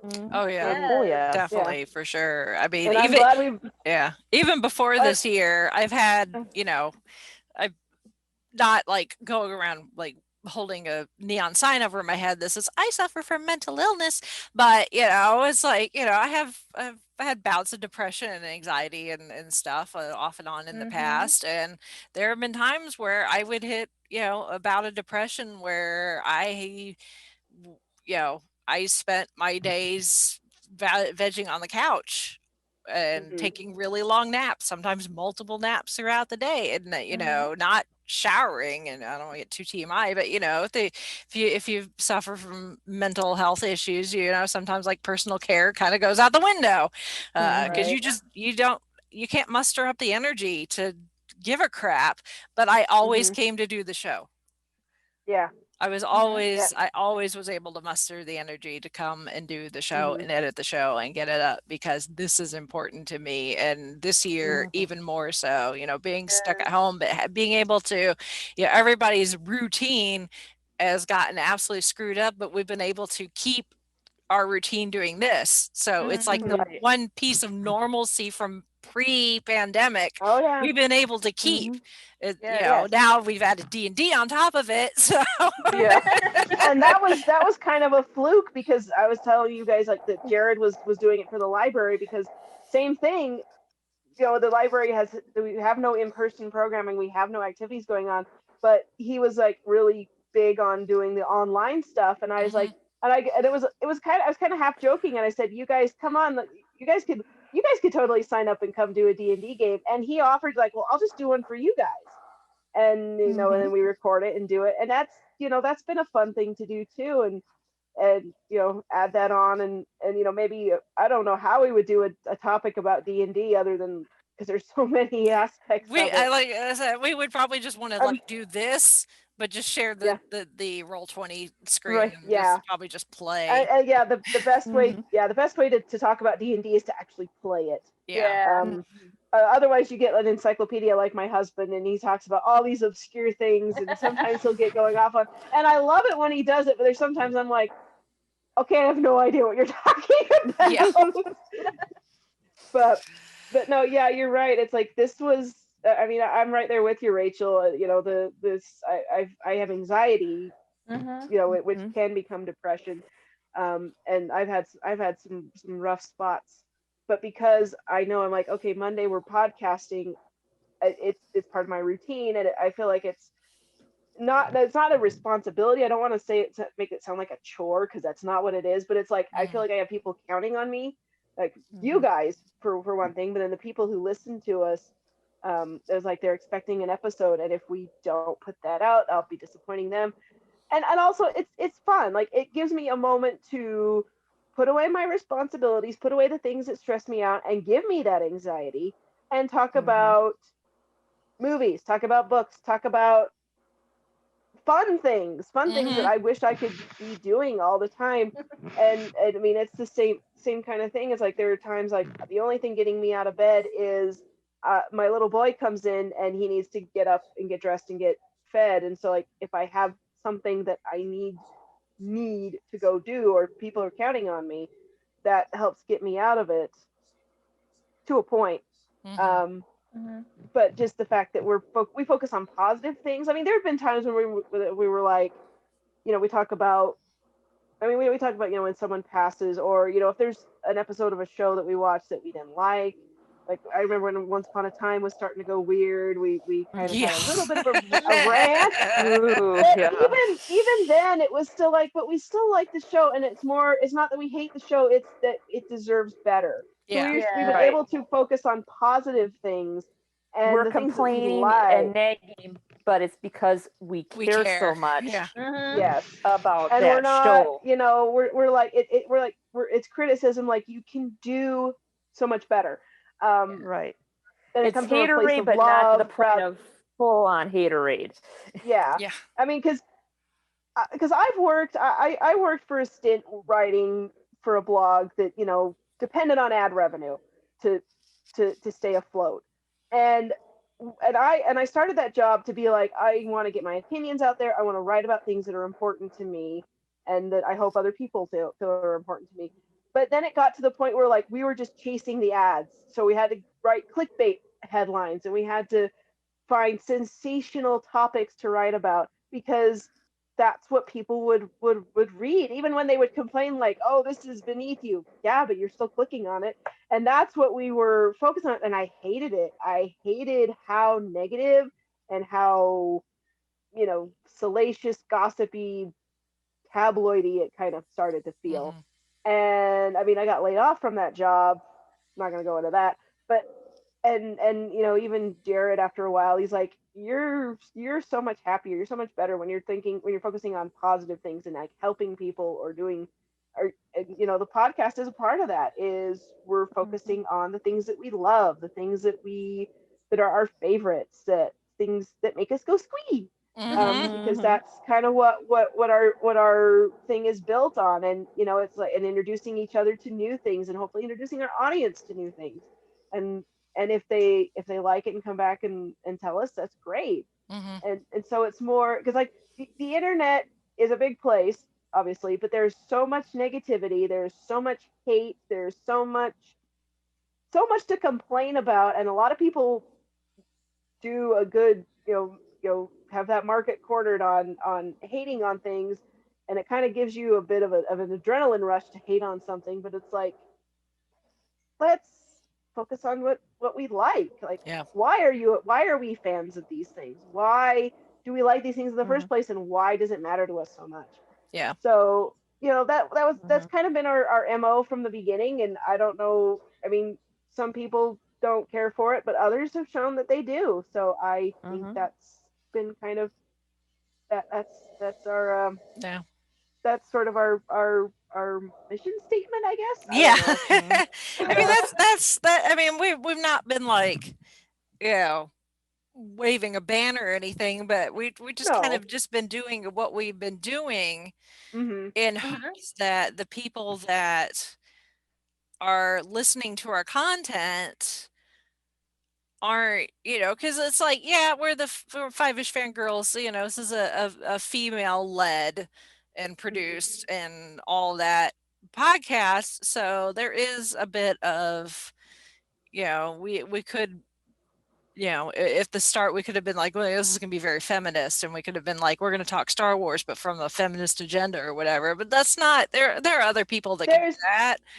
And that and the more power to them. More, our thing was just, we recognize that as, female identifying geeks and nerds, that at least from my research, is we're a marginalized group compared to, you think geek and nerd culture and automatically you think about guys in their mother's basement.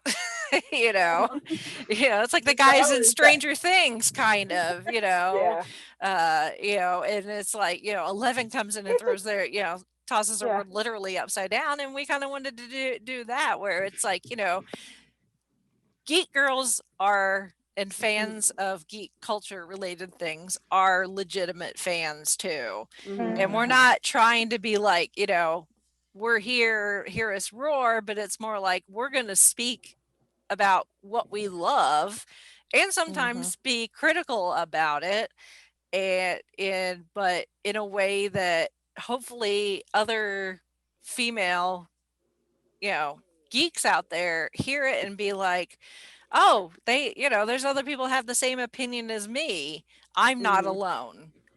I'm not alone in my opinion, in my thoughts. And sometimes, it feels like, there is that female voice out there, but it's like, it's also, feeling like just because you're female, you don't like, you don't agree on everything. Like you don't, I wouldn't purport to ever speak for all women or even all female geeks at all. It's kind of more like, here's what I think, and if you agree with me, or if you want to squee with me too, come, let's do this, and let's male, female, whatever, come, the let's more do the this. merrier. And, and like I don't want to come into the clubhouse and turn tables over and knock it over and make everyone change things. I want to all of us have fun and be part of this, and to wherever you stake your claim on, pick a topic. I don't care what it is. It could be something as serious as religion and politics. Could be something as dumb as who's your favorite sports team, or who's your favorite doctor. Yeah. Whatever it is. But it just kind of feels like, open the clubhouse, let people come in, and don't. I mean, because I've been on that receiving end of, for whatever reason, you're like, well, you can't be a real fan of X because you think da da da da da da da, which is ridiculous. The gatekeepers. Yeah, Right. and X along with there's this, and that's Oh, verboten. you can't be a fan because you haven't been since the beginning. You only just yeah, started. or you can't be a fan because you voted this way, or that you're a member of this church, or that you have this kind of family, or you you grew up in this place or this thing. And I've run into all of that, and most of my response is my two middle fingers, behold, they are a match set. Yeah. But the other thing is like, well, look at my like, field of behold my field, behold my field, and see that it is barren. Yeah. Because a lot of the time, like growing up, when I would get into these fandoms before I really knew what fandom was, I just enjoyed it on my own terms. I like this show, I'm gonna watch it, and I have my favorite characters, I'm gonna like them. And then later I came on the internet and I found out there's certain things that the internet told me, oh, you cannot like this because blah blah blah, and I'm just like, no, I'm gonna like it, screw you. And that's just kind of been my philosophy, is like, you what are you gonna do? You're gonna sneak into my house and steal my books, steal my DVDs, delete my Netflix account? Like, what's your purpose here in trying to shame me into not being a fan of this thing that you don't think I should be a fan of? Yeah. It's like you have no power here. Yeah. Be gone before someone drops a house on you. Yes. Yes. And that's kind of how that's kind of how Jared and I sort of hit it off, because we found out that we had mutual interests. And then there's things like that I like that he's never heard of, or things that he likes that I've never heard of, and we introduce each other to things. And I kind of feel like that's what we do on this podcast as well. It's like, hey, here's this cool thing. Look, it's amazing. I hope you like it too. Yeah. I mean, that's kind of what I hope people take, if they take anything away from this, is, this is kind of this is the Fangirl Clubhouse, and feel free to come on in. We've got D&D over here, and we're watching episodes of Doctor Who over here. No, have you ever heard of the Librarians? No, here, let us let us introduce you to Jenkins and the rest of the crew. So it's like, feel free to pick your the points. clubhouse is always under construction. Yeah. If you got We're questions, always expanding. We're the help desk. If you got questions about something fandom related, And if we don't know the answer, we'll find someone who does. Yes. Exactly. I mean, that's another annoying thing. Like, you're like, oh, you're not a true fan because you didn't know this and this. I'm like, I'm sorry, I don't remember every detail. Yeah, it's like, I can't tell you what I had for breakfast yesterday. So why are you asking me what Anakin Skywalker's birth date is? I don't know. Oh, that was I remember how old I am at most of the time, so I can't keep track of how old someone else is. Yeah, that was the funnest part for me for Doctor Who, is when I first got into it, and I was just like a sponge. I'm like, I want all the information to me. And then Jared, later, he realizes, like, wait, you've only been watching Doctor Who since 2010. I was like, yeah. He's like, I thought you watched it since you were a little kid, because I'd known all this stuff and I'd gotten into it so much. And he was just like, that's awesome. Yes. When we start and we do a deep dive, we do a deep dive. Yes. It's like I don't do things halfway, dear. No. Yep. Until I stumble across some new fandom, and then you gotta rearrange the Mind Castle there, the Mind Palace, Sherlock. Yeah, it's like I need to put a new wing on my fandom clubhouse. Hold on a second. Yeah. You need to add a garage. Yeah. Yeah, I need an extra an extra room in the basement or something. Yeah. I'm currently in the Star Trek wing. It's like, welcome to the clubhouse. If you find that we're running low on snacks out here, we have the garage. Feel free to grab the keys for the DeLorean or for the Impala, or If you take the Impala, you better come back with pie for Dean, or there's going to be trouble. If you take baby, you must come back with pie and burgers. Yes. And a salad for Sam, because apparently Sam becomes a vegetarian. None of that vegan bacon around here. I'm sorry. And a kale. Ooh. Them fighting words. Yep. Yeah. Oh my. Oh. Well, this has been fun. It has. We've even got some comments and people. So hello and. I know. Yeah, I know people have been coming and going as far as who's watching and who's commenting, but I figured that would be the case. So yeah, I have one more episode that my favorite that I wanted to touch on. It was when we did the Abbey Road episode 249. Oh yeah. That was a favorite. Why did the Beatles cross the road? I mean, it's a current one, but it's still that was a fun one. Yeah, and hopefully, if any of our listeners really enjoyed us doing a deep dive into a classic rock album like that, you may want to make sure you're around next week when next week's episode drops. Oh, good. I know what I'm going to be doing the rest of this week. Yep, I know what's going to be on repeat while I'm doing chores and stuff. Yep, so. Same here. Yeah. Yeah. We are not going to be sorry for any earworms that you may or may not walk away with. But honestly, you can do so much worse for earworms. Just embrace it. We'll leave it. We'll leave it at that. Yeah. So anyway, spoilers. So yes. Yeah. So anyway, and Brittany, were you? Did you have another one, or are you good? I was just saying, like, I've also been enjoying with the Didn't Stop the Fire, all little like series that we're doing with that. Oh yeah, our Billy Joel history lesson. Oh, yeah. Yes. We're fun and educational. Yes. Didn't think you would learn something. Yeah. So stick around. You might ace that history test. Yeah.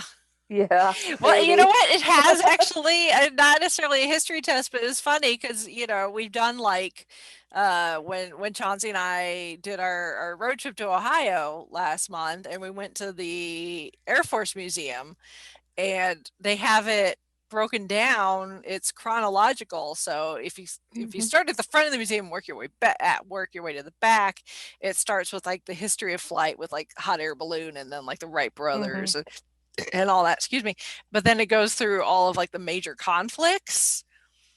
So you got like World War I, World War II, but then you've got like the Korean War, and I was like, I know all this stuff about the Korean War. Like, did you know that the Korean War technically isn't over because they haven't signed a treaty? Yeah. Although they are talking now, so it's getting better. Yeah. There's like Panderjom. That's where the no conflict zone is, right there. I know that. It's like I understand that reference. So there were several times like I know that because of the podcast. Or the John Lennon stuff with the Rock and Roll Hall of Fame. I'm like, there's that green card he fought Richard Nixon to try to get. all that time. So all right. You're welcome for the history lesson, people, and the Billy Joel history lesson will continue when the need arises as a filler episode. We have not forgotten the filler. Yes. Yes. A little behind the scenes, that was going to be the episode last week, and then Sean Connery died, so things happen, unfortunately. Yeah. There's been several times where it's like, we had an episode planned and then it's like, oops, someone died. Or another major news thing dropped. Yeah. It's like, yeah. But, usually it's 10 o'clock. Usually it's 10 o'clock news, but yeah. Yeah. So, but it is what it is. It's kind of a it's a first world problem, but when you're dealing with a show that deals with entertainment essentially, and the actors and directors and composers and all people of note who work in entertainment. We're going to talk about these people, and if they happen to pass, and sometimes we feel like we need to dedicate a whole episode to them, like Mr. Connery. Yep. Right, because just a little mention in the news news section wouldn't cut it. Yeah. No. So. Yeah. Anyway. So, but we've also got names from a hat, and there's at least one person that there's a couple of people, but there's definitely at least one person that I have for next year that we're probably going to do a dedicated deep dive on, because they're having a big birthday next year. All right. So flipping through the mental anniversaries for movies and for people. Yep. There's exciting stuff on the docket for next year. As much as this year has kind of sucked, for lack of a better term. I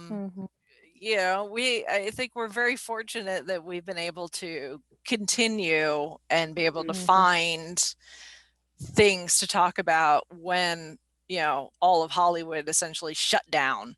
It's like all the conventions shut down, and that's like all these things that we would usually be talking about that we could usually count on. It's like, oh, there's a new MCU movie, oh, we're getting a new Star Wars movie, it's like, oh, there's our TV shows, and we don't.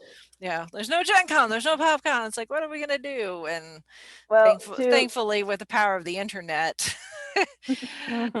there's still plenty out there. Yes. To paraphrase something my dad said, he said, I've got hundreds of hours of episodes of Gunsmoke to watch. And I'm like, you know what? Fill in I've got hundreds of hours of any other TV show, movie. I've got so many books on my to be read list. Holy cow. So Big Finish audios. So there's plenty we can talk about, and plenty that we can go into. Oh, that's the other favorite episode I had, was our Big Finish 101. Damn. We finally talked about it. We only teased it for how long? I know. Pretty much the beginning. Yeah. We kept saying, we need to do an episode about Big Finish, and we finally did it, and it was like, yay! And we barely scratched the surface, so we'll have to figure out how we can talk about more about again, it. If, kind of like, hey, if there's a movie or something that we haven't talked about, would you like us to talk about? If you got a Big Finish audio that you're like, hey, I'd like you to really talk about this one specifically, let us know. Because now that we've scratched the surface on what Big Finish is, now this is the time to dive into individual audio stories. And we'll take the good, the bad, and the ugly. Although there's not much ugly now that I think about it. I think there's like one that's pretty terrible. The rest are, at least mediocre. Decent. Yeah, at least decent, at least listenable. And then there's ones that I listen to over and over and over and over again. It's like it's like the rest of Doctor Who. It's like, really, any Who is good Who, because it's Who. Yes. So exactly. Yeah.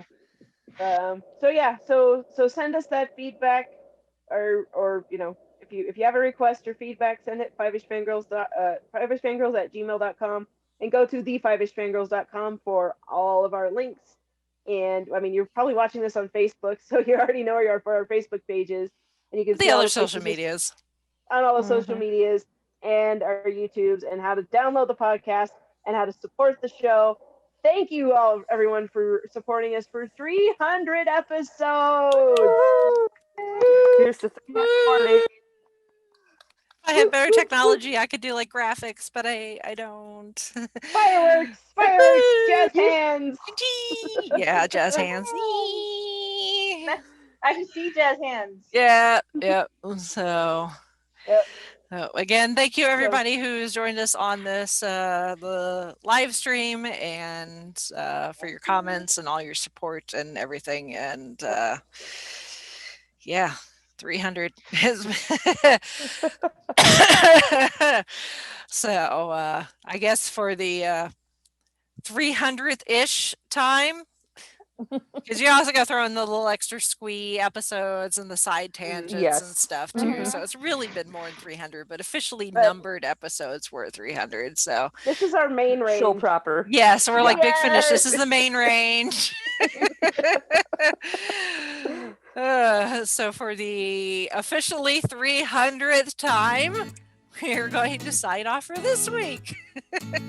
This is Brittany and Bethlehem saying goodnight. This is Chrissy saying goodnight from Salt Lake City. This is Holly from Wisconsin saying good evening. And this is Rachel in Indianapolis, Indiana. Here's to 300 more. Woo! I had to think, like, we were gonna.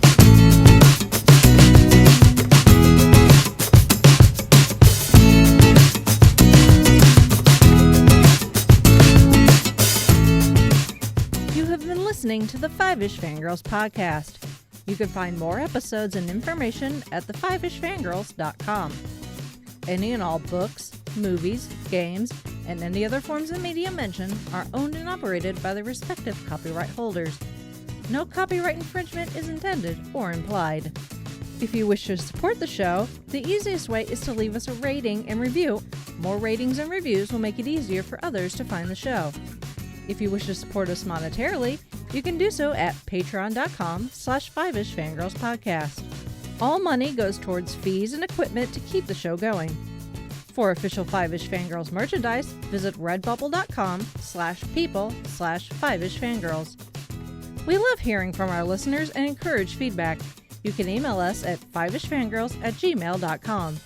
You could also like and follow us on Facebook at facebook.com/5ishfangirls. Thank you so much for listening, and may the squee be with you.